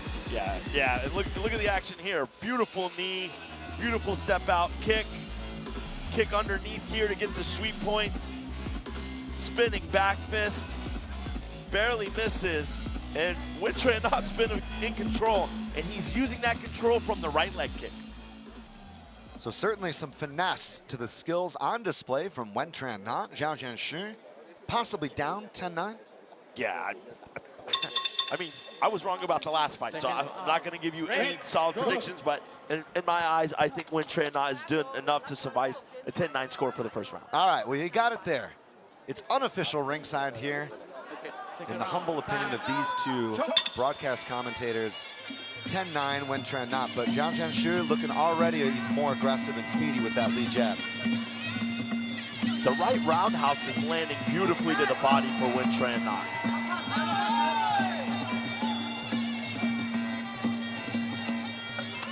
Beautiful. If I'm Wen Tran Na, I don't want to get into a boxing fight. I want to continue. And those right kicks to the body are just chopping away.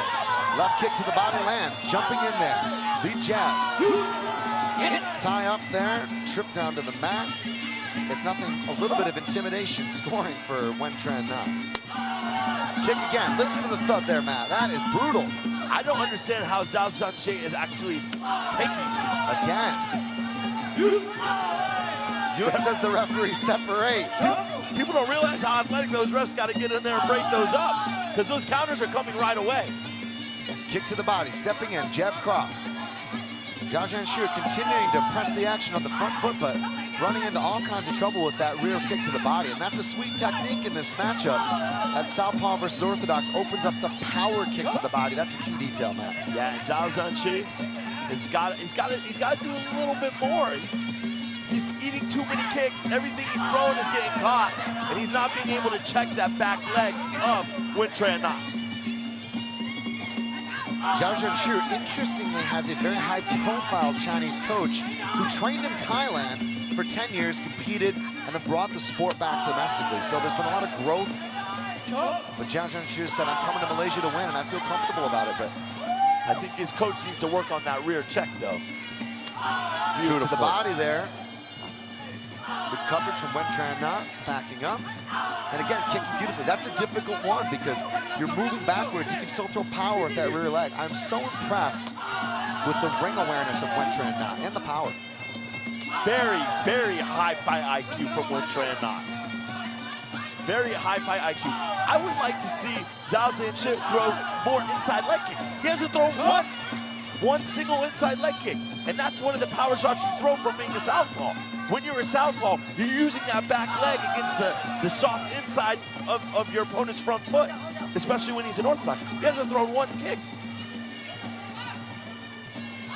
Lead hand fighting there and tapping the gloves. You often see that again with that southpaw orthodox matchup, Matt. Yeah, you see that a lot. And Wen Tran Na is doing a beautiful job with his footwork. When Zhao Zhenshi is trying to throw, he's out already. He's out of the way. Zhao Zhenshi just smiled. He ate a body kick, smiled, steps in, looks for the lead hook. Can't catch it. Again, the kick lands. Unbelievable timing. Very impressed with Wen Tran Na tonight. Unbelievable performance through 2 rounds. But you fight till the end because you never know what can happen, especially when the slow leg is no tap outs. Only knockouts. So there you have it, folks. 2 rounds in. Chris Huckster alongside the All-American Matt Polino. Thank you so much for being here in Asia Fighting Championship, live from Kuala Lumpur here in the Axiata Arena in Malaysia. A lot of action to come, Matt. You know, we got some big stops coming up. Jakarta, Manila. I'd love to see both these guys back. They've shown a lot of skills. Here's what happened in the second. Yeah, and Wintran Knott is tattooing a red symbol of his bone structure on the side of Zhao Sanchi's left body. And yeah, you said going to Manila, going to Indonesia, big cities, Asia Fighting Championship, doing big things. And the actual visible evidence of, I can't say handiwork, but shall we say the legwork of Wintran Knott on Zhao Jianshu, that tells the story of this fight, man. That is a very, very alarming bruising. I thought that was a tattoo. I thought he had that before the fight started. Third and final round here in Kuala Lumpur. 3 minutes on the clock if necessary. Full Muay Thai rules. Not a lot of clinching in this fight. Real technical footwork and tactile kicking to the body and right back to basics for Wintran Knott. Yeah, and Zhao Sanchi got, oh, beautiful check left hook from Wintran Knott. Stepping forward, kicking out that back leg. He tried to put him airborne with that sweep attempt. Kick again. You can hear every kick he throws. Now, here's the thing. Leg kicks are money in the bank for trying to slow a guy's footwork down. Body kicks, how's that affecting Zhao Jianshu here?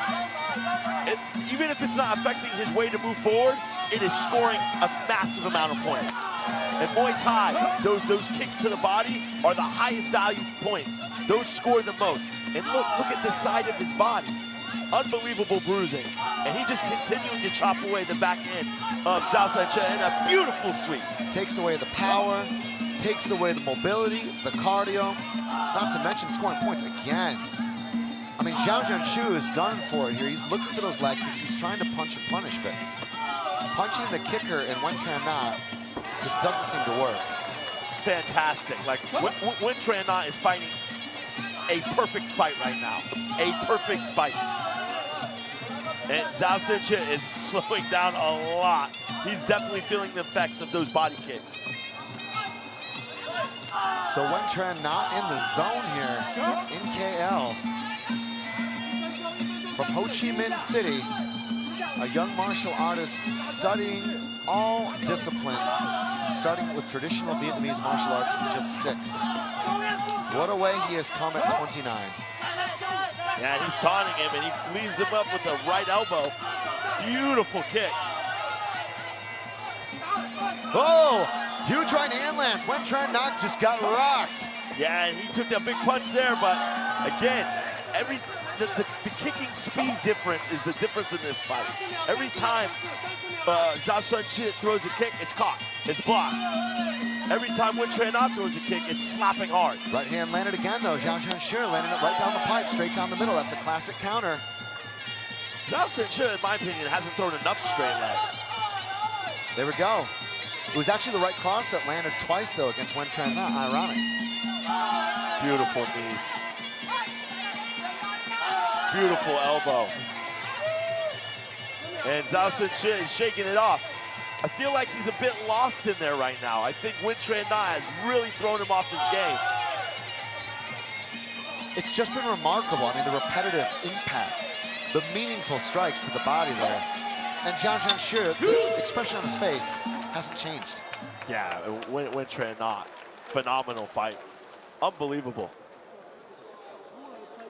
One of the best performances I've seen in Muay Thai. So 3 rounds here in AFC. We go the distance in KL. Should be all but a foregone conclusion in favor of Wintran Knott, Matt. Yeah, I think if you just take a look at Zhao Sanchi's body, look at the bruising. Luckily, we have a very qualified medical team. They'll check him out right after the fight. So the scorecards coming in. Alan Wu will collect them and momentarily make it all official here in KL. A lot of respect from both guys. And again, we saw this at the weigh-ins. I mean, it was an intense weigh-in. Both fighters were very aware of the credibility and the momentum both of them had, but that was a great fight. I'd love to see a couple more rounds of that, simply because Zhao Jianshu did land, I think, 2 good right hands in that round. But the story of the fight was those kicks to the body over and over and over again. Wintran Knott should be all but an official decision coming momentarily in favor of the Vietnamese fighter. We'll find out from from Alan Wu. All right, another electrifying finish. Let's hear for both of our fighters. What a performance. All right, again we go the distance, and now it's down to the judges to score it. I have in my hand the results. Judge 1 scores it red, 30 points, gold, 27 points. Judge 2 scores it red, 30 points, gold, 27 points. Judge 3 scores it red, 30 points, gold, 27 points. That means our winner by unanimous decision from the red corner, from Vietnam, let's hear it for Nguyen Tran Nhat! Nguyen Tran Nhat getting it done here in AFC. What a beautiful performance. Matt Polino, I know you were impressed. I'm extremely impressed. Nguyen Tran Nhat doing a fantastic job, and he's over there showing his respect to his Chinese coach. Just a very great individual and a very unbelievable performance from Nguyen Tran Nhat. I can guarantee you will see him again at Asia Fighting Championships. Whether we go to Jakarta or Manila, we will see him again soon. Now, Zhang Jianshu certainly will have learned a lot from this fight. He's no doubt a very bright prospect indeed, leading the way for the level of kickboxing and Muay Thai in his country, but it was a tough night at the office, Matt. Yeah, and sometimes those tough nights at the office are what make you a better martial artist in the long run. Everyone, you know, they say you lose or you learn. And I think he learned a valuable lesson tonight, and I'll be looking forward to seeing him continue his journey as well. And he landed some good punches there. We saw a couple of smiles from Nguyen Tran Nhat. Beautiful spinning back technique there. And Zhao Jianshu certainly showing aggression, but aggression was not enough. In control of the fight, courtesy of the kicks to the body, Nguyen Tran Nhat. All right, now it's up to the 9th fight of the night. This one's is probably, you could say, relatively the bigger boys. This is in the 75 kg category. And this fight is proudly brought to you by 12Bet.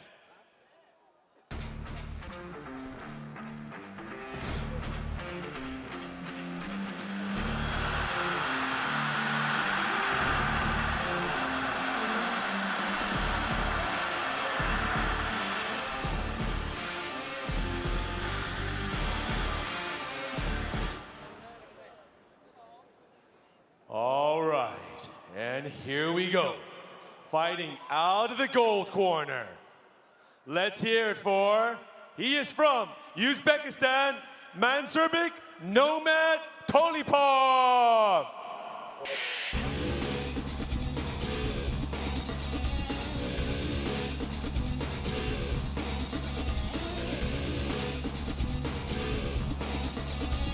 There are many hidden gems in the fight world. That's the cool thing about the globalization of the sport. With the internet, mobile devices, platforms, cheap flights, information, and word about talent travels very frequently. Well, there was a lot of talk about his skills of a young boxer turned Muay Thai stylist by the name of the Nomad. He traveled to Thailand like many great fighters do to try to learn the skills and techniques of Muay Thai. He developed at 75 kilos, he's really turned into a powerhouse of a prospect. He summed it up best. The smell for me of winning and feeling and tasting victory, there's nothing else like it in the world. I wanted to do that at the highest level and be a superstar. Yeah, and Chris, you know more than most how deep the Russian and the outlying countries in Russia, how deep they are and how in love they are with combat sports. And Tolipov is going to be a great example tonight. All right, and his opponent, fighting out of the red corner from China. Let's hear it for Liu Tianjun.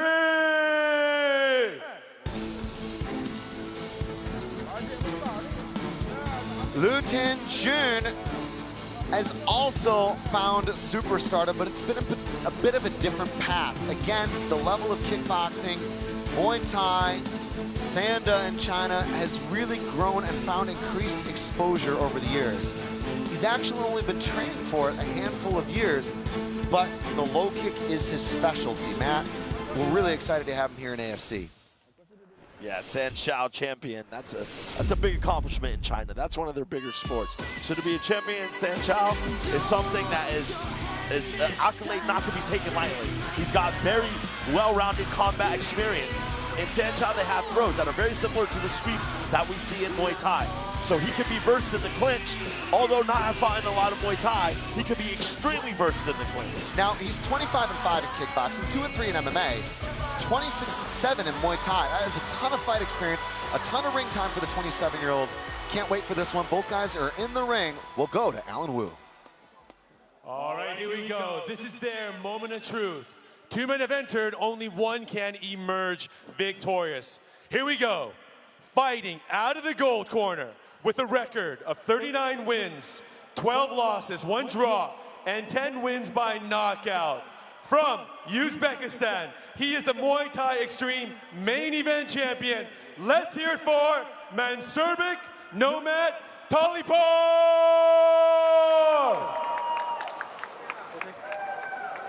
And his adversary tonight, fighting out of the red corner from China. He has a record of 26 wins, 7 losses, and 7 wins by knockout. Let's hear it for Liu Tianjui! It's gonna be a showdown. 3 rounds again, 3 minutes, refereed by Adi Iskander from Malaysia. Good luck, gentlemen. Lay it all out. All the best. One of the intriguing things about this contest is the championship level experience. The Uzbekistani fighter, 12 championship titles to his credit in Muay Thai. 5 for Liu Tianjui. That says a lot. That speaks volumes about the high level and the high caliber of talent that we're seeing between these two here at 75 kilograms this evening, Matt. Yeah, and he fought Muay Extreme. Mansurbek did. And Muay Extreme, if you're not familiar, is Muay Thai with 4-ounce gloves. So I'm pretty sure he can take punishment because those fights are generally not very technical and they usually is very violent. And for him to be a champion in the main event twice within the past year says he's got a very high-level fight pedigree. Now, it's always interesting to talk to these guys during fight week. It can be a difficult thing. You're cutting weight. You're dealing with the pressure of media, weigh-in day on a big stage. He said to me, though, to be honest, when I'm in the middle of the fight, that's the easiest part. I feel like a fish in the perfect water in my natural habitat. That being said, wasn't a lot of talk from Liu Tianjui. He simply told us, I'm from China, I'm an amazing fighter, and I will show you why tomorrow. So I love it that both guys can really back up their talk when you look at their championship accolades. Tonight, though, you heard it from Alan Wu, only one's going to move forward. Let's see if Liu Tianjui can use it. If you look at the size difference in the lower body, the legs are massive in the calves of Liu Tianjui, whereas Mansurbek, very long. Can he use his reach properly? So many fighters you see have amazing reach advantages, but don't know how to use it. Let's see if Mansurbek can take advantage of the reach. Fight, says the referee. We're underway here in KL. In the red corner, representing China, Liu Tianjui, 27. Mansurbek Nomad Tolipov, 23 from Uzbekistan. Making home currently in Bangkok, Thailand, from MTA Gym. Yeah, and they're going to war right away. Mansurbek is very violent. You can see, yeah, he hurt him. He hurt him, he's hurt. He hit him with a nice knee to the body, and he is using that clinch. Tolipov going to work there, holding on to that plum. Liu Tianjui reaching for underhooks, trying to find some respite here, but the Nomad off to a good start here in KL, Matt. Yeah, and I think right now Liu Tianjui is making the mistake of trying to kick with the longer guy. I think you need to find that distance by punching first. If you're on the outside, you're trying to kick, you make it very easy to get countered. Showing that lead leg technique. The question is, when you're against a guy like this, you gotta get in and out. How do you do it? Especially when he's so good in the clinch. You don't want to clinch with that guy. Again, comes the body kick to the liver. Yeah, those body kicks are landing hard and aggressive. And Tolipov is the southpaw. Yeah, he's gonna have to, I think if he throws that straight left, followed by that straight left kick to the body, he can finish the fight. Already significant bruising showing on Liu Tianjui's body. Those could be from knees or from kicks. Liu Tianjun trying to reset here. Tolipov stalking, moving forward, again kicking to the body. Doing a great job there with that left kick. And again, southpaw versus orthodox. We saw it in the last match, Matt. It's a factor right now with that body kick. It was a factor exactly the same in our previous contest here. Yeah, Tolipov, I think, should go right back to those knees. He threw one knee to the body that really hurt Liu Tianjun. Kick again, and a knee. Liu Tianjun is taking a couple of backward steps here, trying to reset and circle to the left, but yeah, he's got to get his hands going. Oh, brilliant knee. Liu Tianjun has got to get his hands going.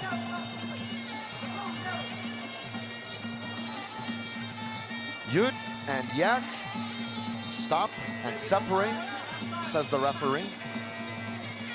I have a feeling that's exactly where Liu Tianjun wants to be, on the outside, try to get the setup and come in with the hands, but he seems to have some difficulty calculating things and getting the setup he'd like. And right now, it's an exponential decline, if you will, with those kicks. Oh, wheel kick, wheel kick. Yeah, and he landed that, and I think Tolipov's doing the smart thing. Oh, nice body kicks. And Liu Tianjun is being outclassed here tremendously in the first round. He's surviving right now. He's not fighting, he is surviving. And he's in survival mode going into round number 2. Well, 190 centimeters tall, Mansurbek Nomad Tolipov, 175 for Tianjun.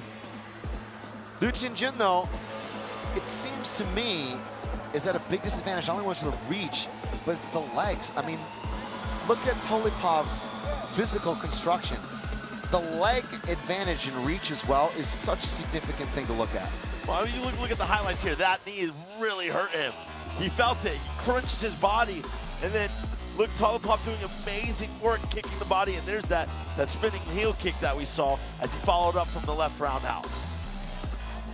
Well, we should be set for what has to be comeback time for Liu Tianjun. Has 7 knockout wins. He's a guy who knows how to push the pace, but they were questioning possibly whether or not he was okay from taking some of those kicks to the arms. I mean, that can also cause some damage, Matt. Those were not soft kicks. Wait, and the ref's going to check him out. Looks like the fight's over. I think he might have dislocated his arm. Yeah, it's over. It may be it. Oh, no, is it? No, referee pulling him to the center here. They said they can continue. Oh, that's it. And it's over. That's it. That's all over. It's over here in AFC. Mansurbek Nomad Tolipov has forced the stoppage in between the rounds. Liu Tianjun cannot answer the bell. Yeah, and it was those kicks. You can hear him. It's not the body shots. It's the arm. He took a shot on the arm. And those kicks can break your arm. He might have a slight fracture if he's complaining that much about those body kicks. Well, Tolipov is such a quiet guy when you talk to him. He's not a man to mince words. Ali is his hero, ironically, but he said, I'm going to be in the zone. I'm feeling more prepared and more focused. Well, that was a perfect night here in AFC. Yeah, and you could see the body. All right, and this fight has come to a conclusion a little bit early. And winner by technical knockout from the gold corner, let's hear it for Mansurbek Nomad Tolipov!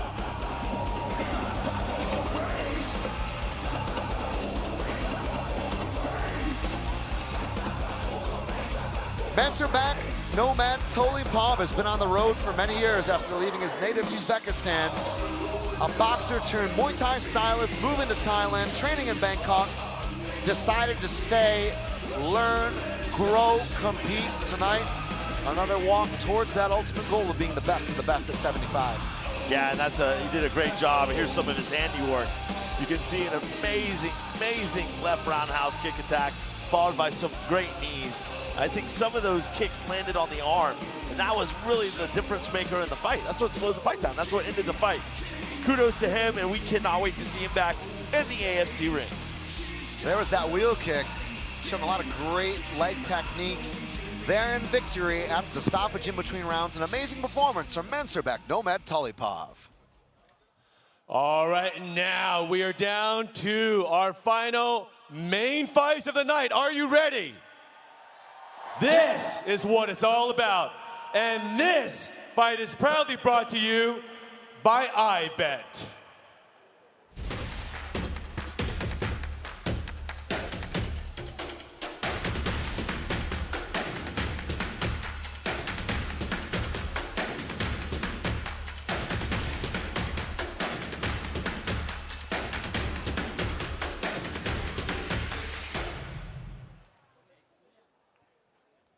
And here we go, in fight number 10, in the 57 kg weight category, fighting out of the gold corner from China.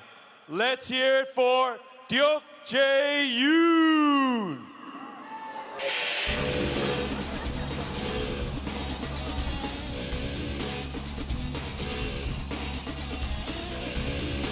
Growing up in his native Korea and becoming a Max main fight champ was never really in the plans for Duok Jae-yoon from a young age. But after learning video games maybe weren't his favorite hobby at 15, he found Muay Thai. His dad didn't know about the shift though. He told himself when he came into martial arts after watching a few movies and falling in love with the pace of the action, he wanted to be a world champion one day. Yesterday at the press conference, he calmly told his opponent and hometown hero fighter Muhammad Ali Yaqub, "I'm gonna take you out and I'm gonna become the champion here of this organization." Yeah, and Duok Jae-yoon, we were eating Korean food yesterday, Chris. And simply enough, we were watching those K-pop movies in the Korean restaurant. And Dae Jak-yoon looks like he could be in one of those videos. He's so unassuming as a fighter. The babyface assassin. Duok Jae-yoon looking to make a statement here tonight. All right, and his opponent, fighting out of the red corner, homegrown right here in Malaysia. Let's hear it for Muhammad Ali Yaqub.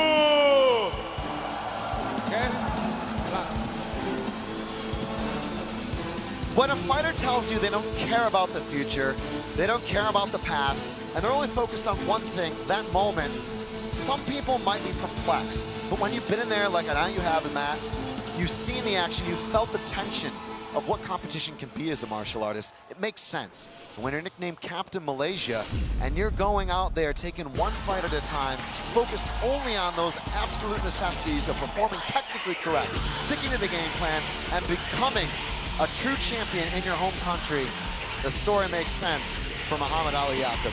Yeah, Ali Yaqub, he's one of those fighters who is a fighter's fighter. He goes to war, he fights technically. He's even fought in MMA. Ali Yaqub is a very versed fighter, very technical, very experienced. To Alan Wu. And here we go.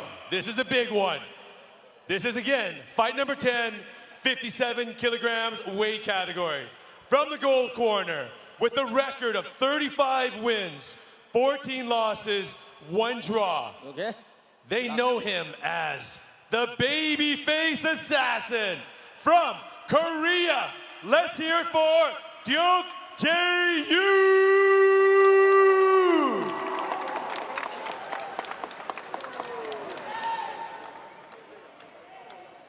And his opponent, fighting from the red corner with a record of 101 wins, 20 losses, 18 wins by knockout.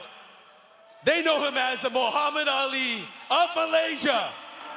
Let's hear it for Muhammad Ali Yaqub.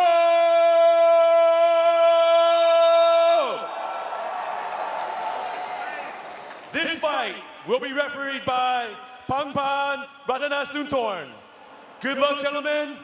All the best. So we are set for the co-main event here at KL. Axiata Asia Fighting Championship at the Axiata Arena. Really putting everything on full display. Matt Polino, this is going to be an amazing fight for this division in the featherweight weight class, 57 keys. Duok Jae-yoon from Korea, Muhammad Ali Yaqub from Malaysia. The level is high, the tension is high, the consequences are vital. Yeah, and this is a fight that I've been looking forward to. I've said it all week leading up to the fight, into the press, every time. This is the fight that fans are going to be looking forward to the most. Explosive action. Duc Jayun is very flashy. He's got very crafty boxing. He's got very crafty kicks. Ali Yaqub, he is a very versatile Muay Thai fighter. He can fight Thai style. He can fight well in the clinch. He can fight well from distance. How will Duc Jayun be able to handle the adjustments?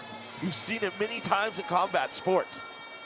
It might not be the more powerful puncher, might not be the more technical fighter that wins. Sometimes it's the fighter that makes the proper adjustment that comes out victorious. And he told us, actually, I want to fight that Thai style of my Malaysian opponent. I want to stick and move. I want to light him up with my footwork. I want to pivot. I want to change the angles. I've never thought I was a perfect fighter. I've just been a fighter who's learned. That's an intelligent guy, and at 25, the sky's the limit. Yeah, let's see if Korea can go 2 for 2 tonight. So Muhammad Ali Yaqub, 101-20. Duc Jayun, 34-14-1. Double the experience for the Malaysian fighter. 32 years of age for Muhammad Ali Yaqub, 25 for the Korean. Red corner for Malaysia, gold corner for Korea. Final instructions here from the corner. Chris Hoekstra alongside Matt, the All-American Polino. AFC coming to you from Kuala Lumpur. Muhammad Ali Yaqub was so happy to have his fans, his team, being in KL. No fear, no concern. I'm going to be aggressive, stand out there, put this kid away, he told us. Duc Jayun said, I've got one goal, to be a champion, to be a superstar tonight. Another step towards that. Touch of gloves, here we go. I'm excited for this one. Kick catch there from Duc Jayun, stepping forward, trying to chop the low lead leg. Actually kicking below the knee. Interesting tactic. Yeah, I'm surprised. I thought Duc Jayun would come out with a lot of boxing. Oh, he rocked him! He rocked him! He's rocked! Beautiful cracking right hand lands there for Duc Jayun. And he hit him right on the ear. He froze him with that right hand. He is hurt still. Kick to the body. Duc Jayun backing off, using the footwork, throwing right for right. Both men land. And Duc Jayun got some thunder for a little 57-kilo kid. He said experience will not be a factor in this fight. I will show why I belong here.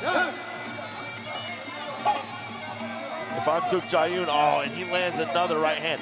Ali Yaqub's got to keep his hands up. Oh, Duc Jayun puts him on the mat.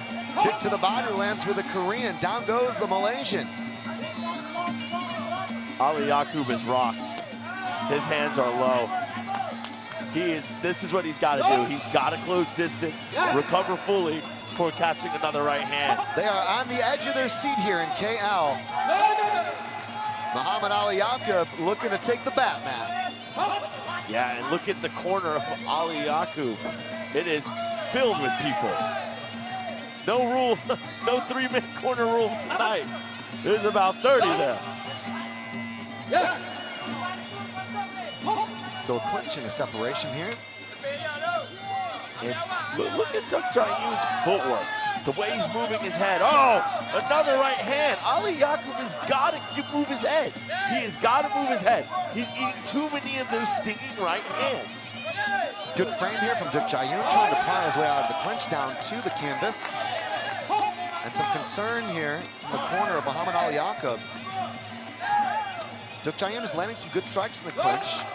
Yaqub maybe getting that time to recover that he needed, Matt.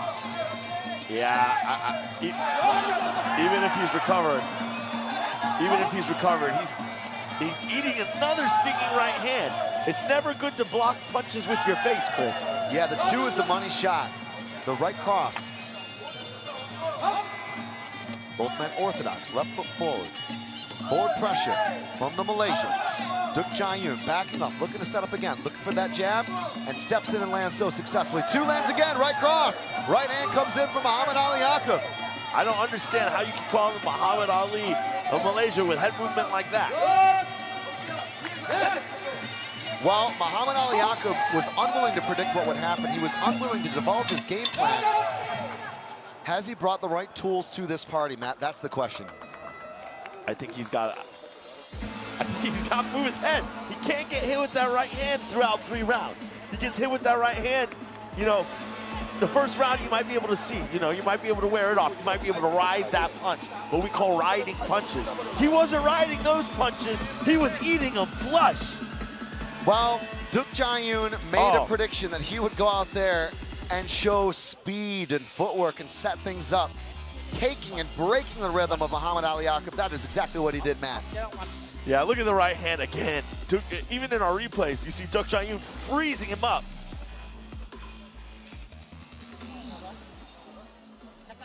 Seconds out, says the referee. 2 is scheduled 3. Here in Kuala Lumpur, Asia Fighting Championship, Asia's premier Muay Thai organization. No tap outs. Only knockouts in round number 2. Quick stretch here.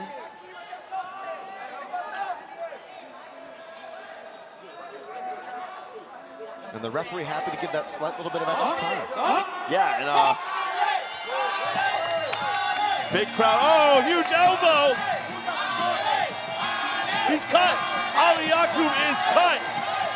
He's gushed. Ali Yaqub is opened up like a trench in the ocean. Looking for the kick is Muhammad Ali Yaqub. Duk Jae-yoon. Oh, had an arm throw. As a wrestler, I like to see that one. Duk Jae-yoon closing the distance, left to a right. Into the clinch, knees coming back and forth from Muhammad Ali Yaqub. Looking to dump Duk Jae-yoon and return the favor. Amazing job, Duk Jae-yoon. Right hand stings him again. Muhammad Ali Yaqub is headhunting here. He's looking to try to land a big one, but that's affecting the vision, the timing. Why is he trying to land a big one? Because he's cut. Those cuts can stop the fight. If you remember, Duk Jae-yoon in AFC 1, he won his fight by cutting his opponent. So he is versed with his elbow. An amazing job. So the strategy very clear here for the Korean as Duk Jae-yoon again steps in, reaching for the clinch. Is he looking to try to work on that cut again though, Matt? That's the question. If I'm Duk Jae-yoon, I've done enough damage to where I need to start throwing my hands. So you would not look for the clinch to try to work that No, cut. of course not. He hit his elbow from distance as Ali Yaqub was coming in. It was a distant strike. He has done all of his dirty work from distance. And if I'm Duk Jae-yoon, I want to stick that, there it is again. That same elbow is what cut him. And the evidence there, you can see it. Muhammad Ali Yaqub trading knees with the Korean. Malaysians on the edge of their seat here at the Axiata Arena. Yeah, Duk Jae-yoon, Ali Yaqub is open like a faucet. He hit him on the exact right spot you want to hit someone in Muay Thai. You want to hit him to where he bleeds. Cutting on the forehead is the perfect spot. Left hook lands. 1-2 there for the Korean. Muhammad Ali Yaqub is rocked. It looks like that Duk Jae-yoon cut him again. I think he might be cut in 2 spots. Oh, nice boxing. Well, this was definitely not the game plan for Muhammad Ali Yaqub. No matter what the pre-planning was, everything has gone out the window, jumping into a downward elbow. Duk Jae-yoon controlling this fight. Under 30 seconds to go here in round 2. And this is an unbelievable fight. I said it'd be fight of the night. And Duk Jae-yoon, he's looking to spin there. He is looking for a, oh! He sits him down with the right hand. That wasn't a slip, that was a drop. The referee, I don't know what he's watching. He hit him right clean on the ear. Sat him down. Ali Yaqub is rocked. And a smile from Muhammad Ali Yaqub looking to try to survive the last seconds of that round. Survival mode indeed. Unbelievable that the ref didn't give him a break there. He was hit straight on the ear. Oh, that cut is deep. That is a deep cut. And that's possibly a fight-ending cut, Matt. That's a bad place to get it. Yeah, Ali Yaqub. It's right on that hairline. You know, oh, beautiful. And stepping into that lead elbow is so deceptive because Duk Jae-yoon had landed with the right cross. It was the right punch that came in a couple of times. Oh, you called it there again, the right. Duk Jae-yoon knew he'd done it. Down went Muhammad Ali Yaqub, but the ref doing a little bit of a favor to not call that count, man. A little bit of a favor. That's a big favor. He landed flush on the head. And yeah, I'm surprised the ref is not over there looking at this cut. And you can see his corner going to work. A lot of Vaseline over the top there. Oh, they just put a bunch of Vaseline in his hair as well. Yoel Romero This is how it's done. Check it out. If you're watching this, Yoel Romero, this is how it's done in the corner. Grease skate? Grease skate. He looks like he was playing in the snow a bit. Or used a little bit too much hair gel. A little bit too much hair gel. All right, well, in any case, third and final round here in Asia Fighting Championship. Chris Hoekstra alongside Matt the All-American Polino. AFC and KL co-main event. Muhammad Ali Yaqub from Malaysia in the red corner. In the gold corner, Duk Chan-Yoon from Korea. Yeah, Ali Yaqub needs a finish in my opinion. He's down 2 big rounds. 1-2 there from the Korean. A lot of experience for Muhammad Ali Yaqub. Elbow there, look at the timing. I mean, that kid is in the zone. He's so well versed with where he does and what he's doing with his body. He's throwing those elbows with perfect timing. We're gonna get a quick check here. Another cut. Another cut. Muhammad Ali Yaqub smiling, but that's not gonna be enough. Dancing, the crowd showing a roar of appreciation. Referee checking the vision here. We're gonna try to go to work on that, clean that up, but I think that could be a game changer, man. And Duk Chan-Yoon could get his second stoppage due to cutting.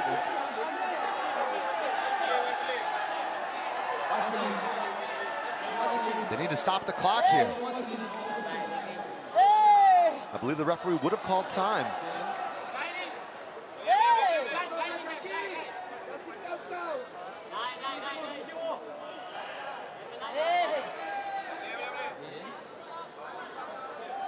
The tension palpable here at the Axiata Arena.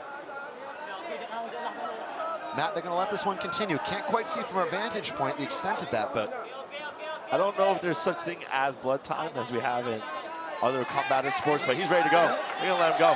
Wow. The crowd are on their feet here in KL.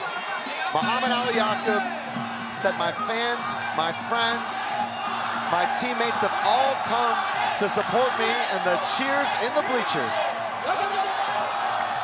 Some MMA there. Ali Yaqub wrestles him down. Oh, he's cut bad. I don't know why they're letting him continue. Right elbow coming in there from Duk Chan-Yoon. Good trade there, left to a right.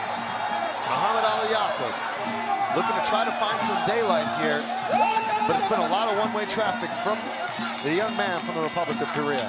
Yeah, he looks absolutely phenomenal. Absolutely phenomenal. And if you look at the numbers, Matt, 101 for the win column, 20 in the loss, that's a ton of wins for Muhammad Ali Yaqub, but Duk Chan-Yoon, he don't care. Duk Chan-Yoon had an amazing strategy. Throw punches when the counter comes, throw the long elbows. And that's what happened. He stepped in and hit him with 3 or 4 fight-cutting elbows. And Ali Yaqub looks like a Picasso painting right now. Fast jab there from Muhammad Ali Yaqub. Duk Chan-Yoon looking for the counter, looking for the elbows, reaching out. Long guard. 1-2. Yeah. Throwaway punches, landing the kick. Right knee to the body. Duk Chan-Yoon, very, very well in shape. His conditioning looks phenomenal. Yeah, a lot of gas in the tank. The octane is there. Looking to light the fire. Duk Chan-Yoon steps into the right. Catches the kick to the body. Right hand comes in again. We've got a fight in KL. Hey, Ali Yaqub is tough. And that's it. What a fight. 3 rounds of action. We promised it. The co-main event is in the books here in KL. Matt, should be the win for Duk Chan-Yoon, but Muhammad Ali Yaqub refusing to step down, refusing to wilt, and really showing off that heart. Again, we're looking for heart. We're looking for tenacity. I can't wait to see him back. I cannot wait to see both guys back in AFC. Although it should be the win for the Korean here tonight. I think I just heard boos in the crowd. Nothing to boo about. Amazing, amazing display from both fighters. Duk Chan-Yoon elbowed his way to victory tonight. And that's just amazing. And Captain Malaysia falling victim to the young man from Korea. Wow, what a fight, Matt. What an amazing performance. We'll get the scorecards in, but it should be all academic at this point. Yeah. I hear the crowd, and I understand that he's a homemade guy, but he's unfortunately was outskilled and outworked by a younger opponent who's just came out, and he was right. There was no difference in experience due to the number of fights. The result was what Dae Chan-Yoon That's what he thought. Wow, did you enjoy that battle? Was that a fight? And that one went the distance. I have in my hands now the results. It went again to the judges' scorecards. And this is how it went down. Judge 1 voted it red, 28 points, gold, 29 points. Judge 2 voted it red, 27 points, gold, 30 points. Judge 3 voted it red, 28 points, gold, 29 points. That means the winner by unanimous decision is, of course, from Korea. Let's give it up for Duke Jae-yoon! Duke Jae-yoon has done it here tonight in Asia Fighting Championship in the co-main event. Matt, he did it in style, impressive elbows, great technique, a lot of resilience on display from Muhammad Ali Yaqub, but there can be no bickering about who walked away with that amazing momentum continuing behind them tonight. Yeah, he gives him a big standing hug. And at the end of the day, it's just a sport. Great sportsmanship. Duke Jae-yoon, unbelievably impressive. I can't say any more good things about him. He was so phenomenal tonight, and I can't wait to see him again in AFC. Well, you heard some disappointment from the crowd there, and of course it's understandable. Muhammad Ali Yaqub came out to represent in front of his fans, but it was the Duke Jae-yoon show for 3 rounds. Beautiful stuff there, dropping Muhammad Ali Yaqub, cutting him multiple times, showing those elbows, showing skill, showing incredible vision under fire, and showing an amazing awareness that we've come to expect from these guys. Yeah, Duke Jae-yoon, phenomenal job. His elbows went to work tonight, and definitely one of the performances of the night. We've had so many tonight. We've had so many unbelievable performances tonight. And we'll get the next fight underway momentarily, but right now, Duke Jae-yoon basks in the glory. All right, that leaves us now with the final main event. But before that, I have one request from everyone here. At this time, could I kindly request that everyone stand up for a tribute to honor one of our fallen warriors from last year, Mr. Gary Ho Kim Koon, who we lost last year. So can everyone please stand up for a moment of silence? Thank you.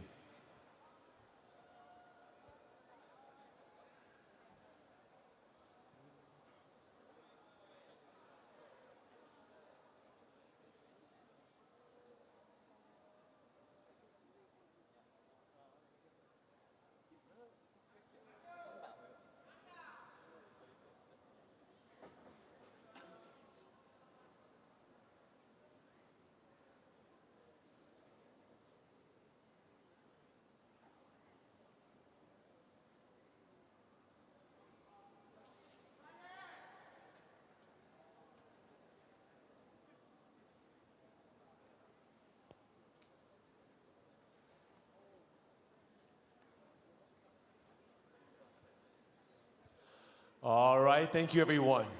Please take your seats.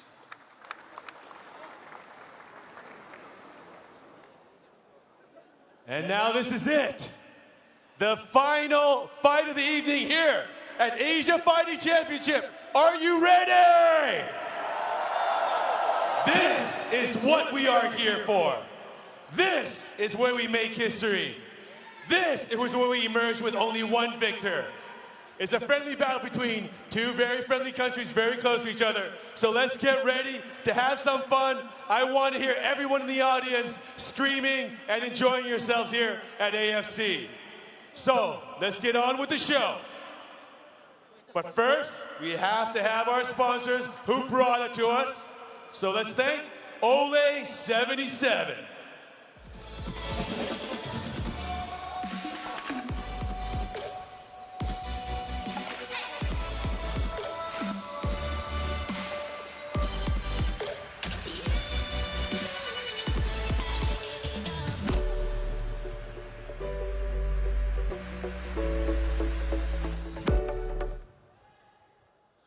All right, let's give him a huge warm welcome.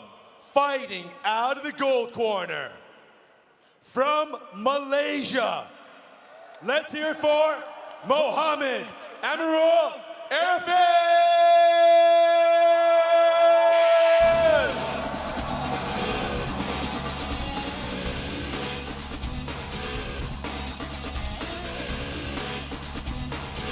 there's always the busy guy on the team. There's always the guy who's got something going on. In the case of Muhammad Emerald Arafin, getting into the main event, he said, was the easy part here in AFC. I am always busy. He said, I've got a family, I'm working, I'm training, I'm working, I'm training. As a matter of fact, I'm also getting married in November this year, he told us, but that's no big thing. The easy part will be the fight. I put in the training, and you know what, Matt? This guy is an IFMA World Muay Thai champ. You know what? He's been there before. He's been in big fights, but tonight it's going to be a barn burner here in AFC. Yeah, and this is going to be another great fight. The Malaysians came out on the wrong side of the last fight, but Efren is looking for redemption here against across-the-border rival Singapore. This is what we live for. He confessed it's a bit of pressure to be on TV, but I've gone out there and I've prepared. My team brings me strength. I'm ready to give the punches, the kicks, the knees, and the elbows. And his opponent, fighting out of the red corner, from Singapore. Let's hear it for Barden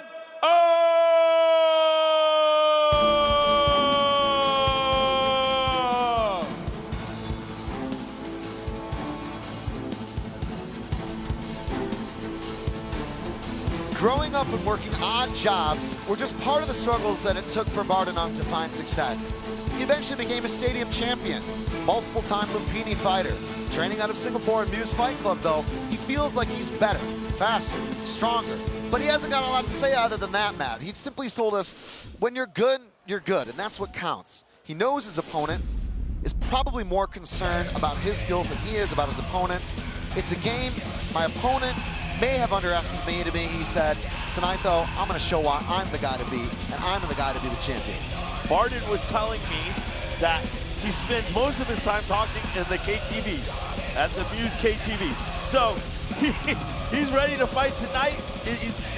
There's nothing left to be said, he said.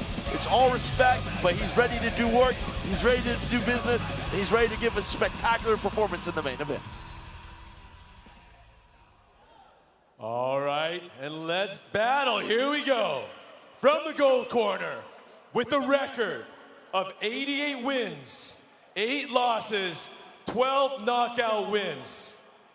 He is the IFMA World Muay Thai Championships Sweden medalist.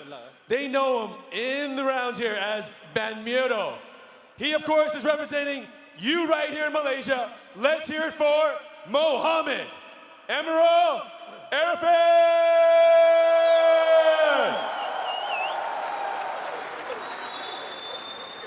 And his opponent tonight, with a record of 28 wins, 19 losses, 1 draw, and 9 knockout wins. He is the Muse Fitness Club Patong Stadium champion. People know him as Barden Muse FC. Let's hear it for, from Singapore, Barden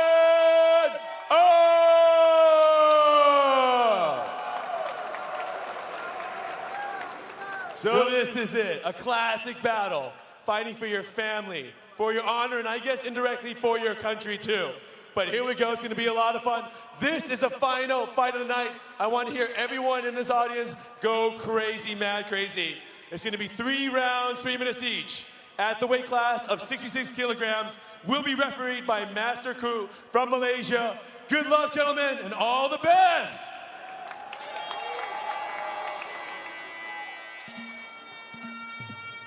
Well, Matt, there's a lot of things to talk about in this fight, but let's talk about the past for a moment. Both guys were victorious in AFC 1. They both have a very technical style. For me, a lot could happen here, and there's a lot of different variables to look at. Yeah, and those variables consist on where the fight takes place. I think in this fight, in this contest, it's all about where the fight happens. If it's at distance, Muhammad Arafin, I think he has the advantage. As soon as that fight gets in elbow range, Barden is very, very skillful with his elbows, very, very skillful in the clinch, and very, very skillful at sweeps. He's fought in Lumpini numerous times through the past year. He's very skilled.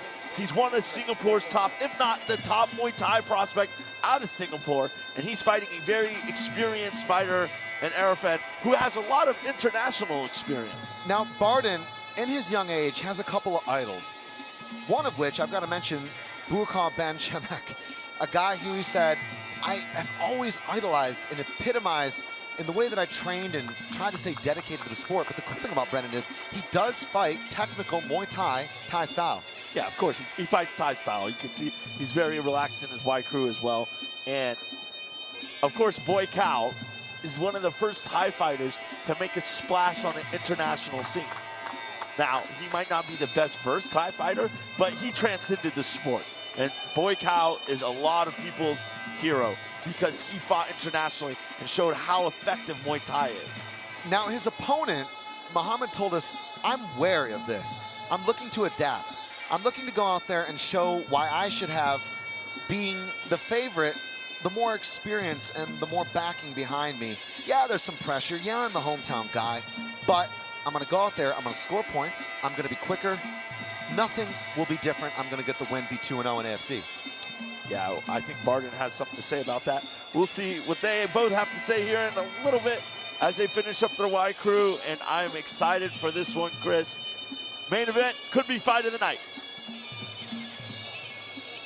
So here in Kuala Lumpur at the Axiata Arena, Asia Fighting Championship, bringing you the much anticipated, much awaited main event between Barden Ong, the young man from Singapore who had a dream, worked odd jobs, grew up, trained hard, had wins, had losses, versus Muhammad Emerald Arafin. 88-8, that's an unbelievable record. I mean, he's obviously fought some really difficult fights, but he's got an amazing record for the amount of fights that he has. Whenever you can fight 88, whenever you can win 88 fights, you're a good fighter, regardless of what sport you fight. If you got 88 wins to 8 losses, that is good. Quick check of the ring here in the main event. I'm really intrigued by the amount of stalling abilities these cornermen have. Yeah. They've got some really good tricks.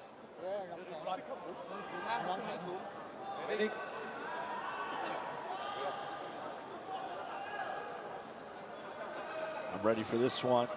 We got gold corner and red corner.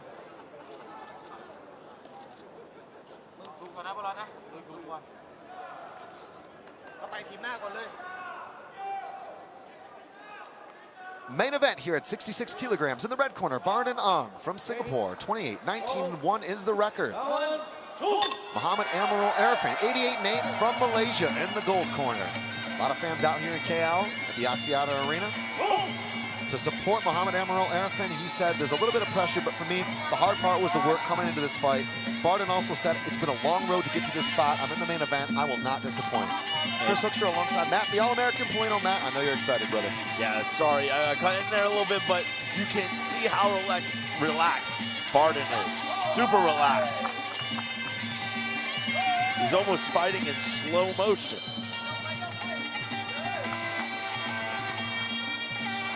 Windmilling the rear hand there, Barden. A little bit of lead leg tapping going on, as is tradition in Muay Thai.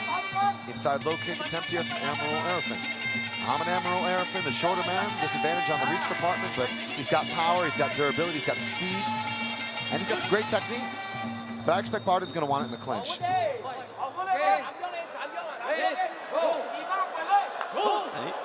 going for a fight. Choke, says the referee. You surprised? Yeah, a little bit. I think the first minute you got to let them feel each other out a bit. Kick there from Ong. Barden Ong, lead leg techniques, but then throws the rear. Orthodox, going southpaw, switching up is Barden Ong, stepping into the jab, hand fighting. How relaxed are these two guys? Barden Ong is overly relaxed. I'm a little worried that he is too relaxed. Sometimes can be a bad thing. Well, we saw the extravaganza last time, and that was the weapon of choice, the right elbow, against the special assaulter at AFC 1. If you haven't seen it, great fight. Check it out on YouTube. He diced his Korean opponent up pretty handedly. Yeah, very interesting name. And Arafin he doesn't really have an answer right now for the pace Barden is using, kind of throwing him off. Barden is feinting a lot with that backhand and then trying to change the level of his punch. But Barden's switching his stances. You can tell how technical he is. He's very technical. Low kick there, trying to counter the body kick of Bardenong. Muhammad Emerald Arafin stepping in again, switching up for the lead leg technique. A lot of tentative engagement here from both men. 30 seconds to go in round one. Yeah, interesting round. I think Barden for this rule set. Oh, that is a beautiful sweep. Gorgeous technique there, and so quick as well. There's just no telegraphing. Tough to get a read on this guy if you're the Malaysian fighter right now.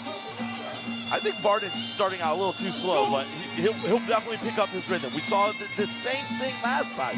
Very paced fighter, but unbelievable balance. Doesn't really take anything. Oh, slapping body kick at the end of the fight. At the end of the round, excuse me. So 3 minutes are history here in the main event. Muhammad Emerald Arafin, the hometown Malaysian fighter. Bardenong from Singapore, on the road, just over the border here in KL. What a traditional rivalry we've seen. We've seen it in sport before. Football, for example, Matt, but great to see here the Muay Thai action in the main event in AFC. Yeah, this is a great fight. Arafin cannot sit and play Bardenong's game. He cannot sit and look at this. Beautiful check left hook by Bardenong. Beautiful elbow. Balanced very well in this. Barden very experienced, doing a fantastic job here tonight. We'll go to round number 2 here. Seconds out, says the referee.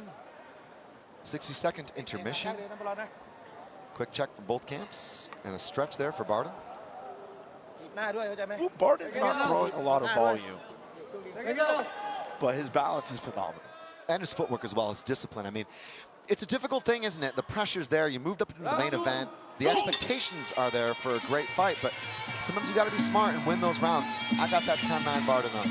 Yeah, as do I. I think he's just technically superior. Nice step-in elbow.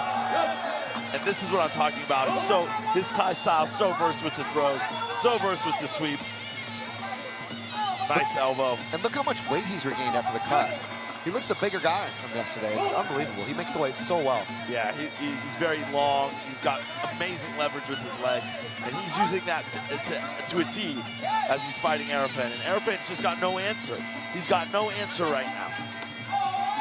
That's the thing about fighting. It's not necessarily your opponent, but it's their techniques. And right now, Muhammad Emerald Arafin does not have an answer for the techniques of Bardenong. Long guard there from hand fighting. Looking for that chopping elbow. Muhammad Emerald Arafin takes a dive again. A smile, but that's a frustrated smile. Yeah, I mean, how can you not be frustrated? Bardenong has dumped him on the mat more times than a high school wrestling match. Tie up, an exchange of knees. Trip again. And I said in my pre-fight, this fight would be determined on where it takes place.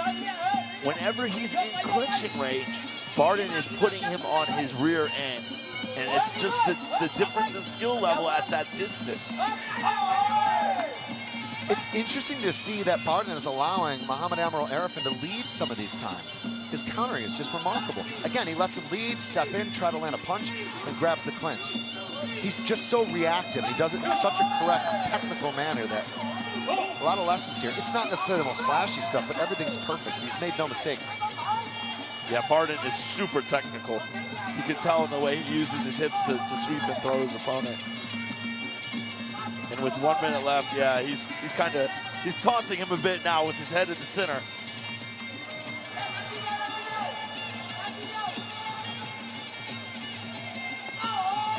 Kick again then.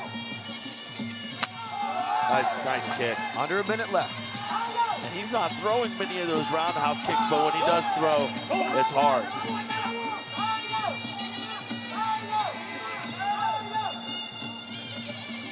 I've got 2 words for you, Matt. Lackadaisical expertise.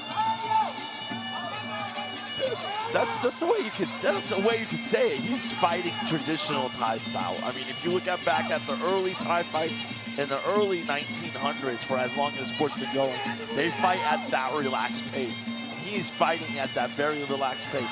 Very traditional Thai style. And it's working. Stepping forward is Bardenong. Raises the lead leg, leans back. in the zone right now. His command of distance is so good. Now here's the question, if you're fighting that way, you know, you're expecting maybe to kind of warm up for the first couple of rounds, get your stride from 3, 4, 5, but this is not a 5-round fight, this is a 3-round fight. So that would behoove Muhammad Emerald Arifin to kind of put the pedal to the metal, step on the gas and go for something here, but how do you do it when you're facing what seems to be an unstoppable force and immovable object in Bardanon? He's long, he's got amazing leverage, he's able to sweep and throw in directions. It's amazing. Like, the volume is not the issue. The volume doesn't speak the levels of the technique superiority in this fight. He hasn't thrown many strikes, but when he does step in, he's controlling the fight. And Muay Thai is scored off of balance. And who's off balance? Bardanon isn't. And who's landing with those weapons of Muay Thai, with power, with impact, with precision? Barden for me as well. So, third and final round here on tap in Asia Fighting Championship in Kuala Lumpur. Main event, Singapore versus Malaysia. Well, in the first round, when Arifin really tried to close the distance with hard strikes, he got counter left hook check. You don't know how hard that landed, but it seemed that after that strike, he's been very reluctant to try and close the distance. So maybe he's very worried over that countering power of Bardanon. I mean, we saw a very aggressive and powerful performance. Muhammad Emerald Arifin was a bulldozer when we saw him in AFC 1, but he's just kind of running into Barden here at Barden's game and in Barden's distance. Here we go. Now things have turned up a notch. Looking to switch up now 3 times with the body kick. Does it again. Checked by Muhammad Emerald Arifin. Arifin pressing forward here, certainly turning the screw a bit as well. Yeah, that's what he's got to do. He's got to do that early. And Bardanon, and he's teeing up. And look, every time he kicks, he catches it. Those are points scored for Barden. Like, if you're viewing here and you see those kicks and they're caught, those are points scored for the defensive fighter. Kick there, blocked by Muhammad Emerald Arifin. Now going to the inside leg, then front tee. Switch kick again. Really showing the footwork. Ali shuffle there. Yeah, and he's doing a fantastic job with his kicks.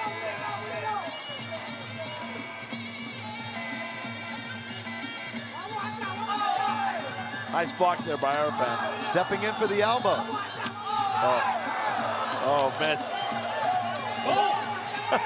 Touching gloves. It's a glorified sparring match here in the main event. Yeah, it's just both guys afraid to make a mistake. At this point in the fight, if Arifin makes a mistake, he could get hit hard. And Barden taunting him a bit.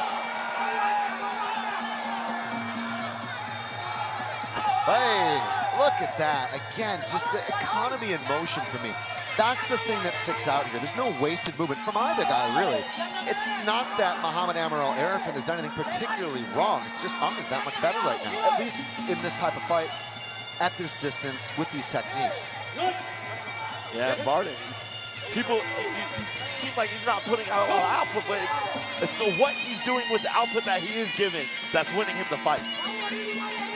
I will admit, Arifin is doing a better job here in the third round, but he had to figure out that puzzle a little too late.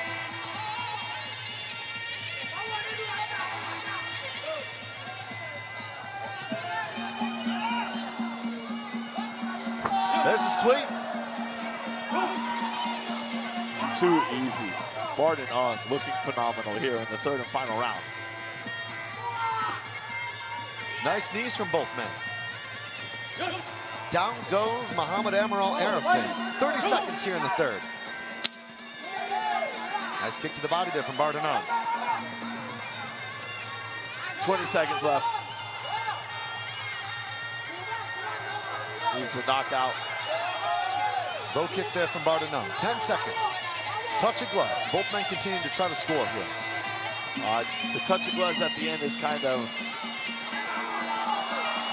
almost a symbolic concession. Yeah, exactly. A bit celebratory, and Barden just very respectful. Even when he went to sweep him, he was worried about his knee. He went to contact him, saying, "Are you all right on the mat?" Good fight. Very skilled. Well, we go the full 3 rounds here in Asia Fighting Championship. In the main event, Bardanong versus Muhammad Emerald Arifin. Singapore versus Malaysia. Matt, should be a clean sweep for Bardanong. Yeah, I would expect to see him win 30-27 on all cards.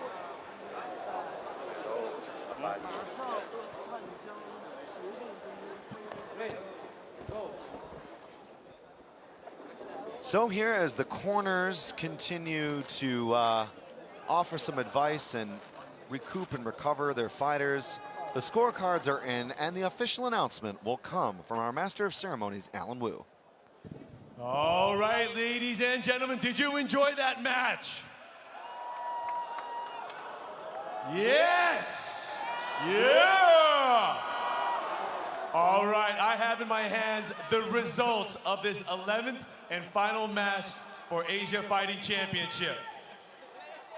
Here's how it went down in these 3 rounds.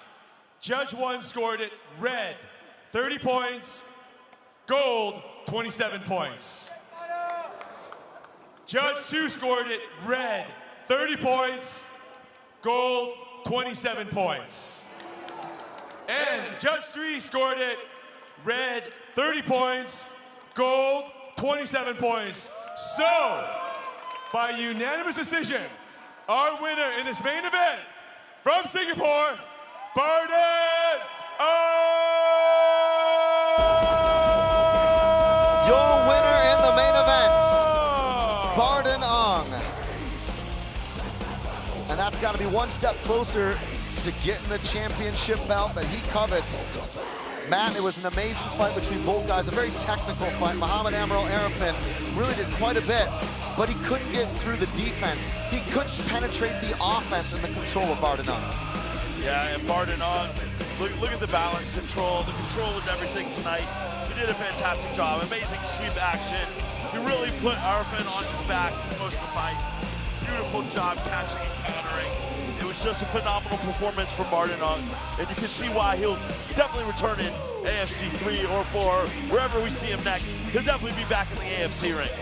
And Ong's just really showing so much extension on those punches, with the reach, with the control, with the power, with the expertise of not taking anything and allowing Muhammad Emerald Arifin nothing for free. Here's Alan Wu.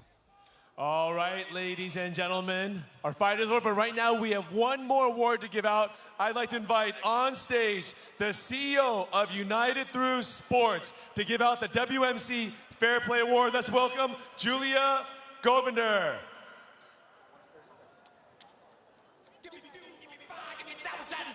Julia Govinder.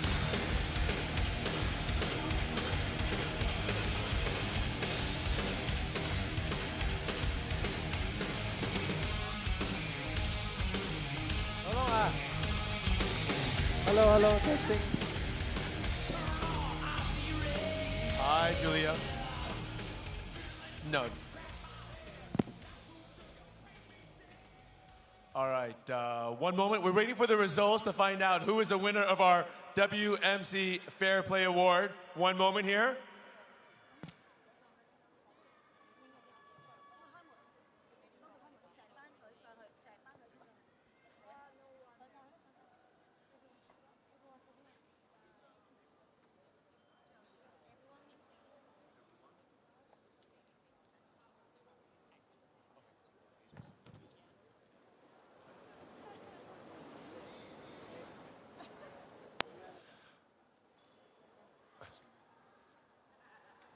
All right, and the winner of our WMC Fair Play Award goes to Dae-Jaek Soon from Korea, our babyface assassin!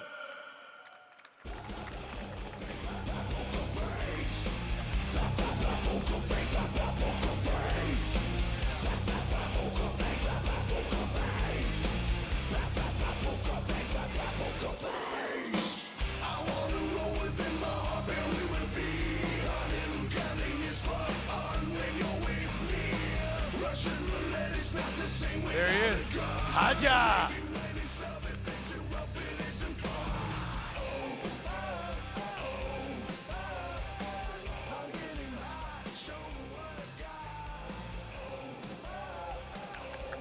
Here, so he has been awarded the World Muay Thai Council Fair Play Award by Julian Carpenter.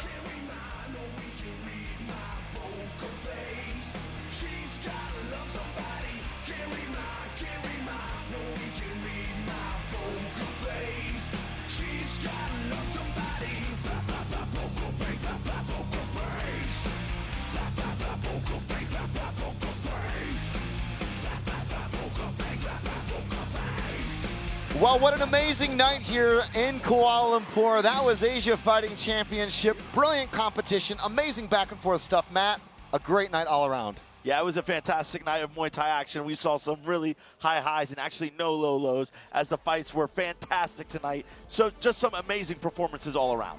Well, from us here in Asia Fighting Championship, we hope you've enjoyed this as much as we have. On behalf of myself, Chris Hoekstra, my broadcast partner, Matt, the All-American Polino, our entire crew here at AFC. Catch us on Facebook, Twitter, Instagram, and of course our website, Asia Fighting Championship. And we'll see you next time for more AFC Premier Muay Thai action. Good night from Kuala Lumpur.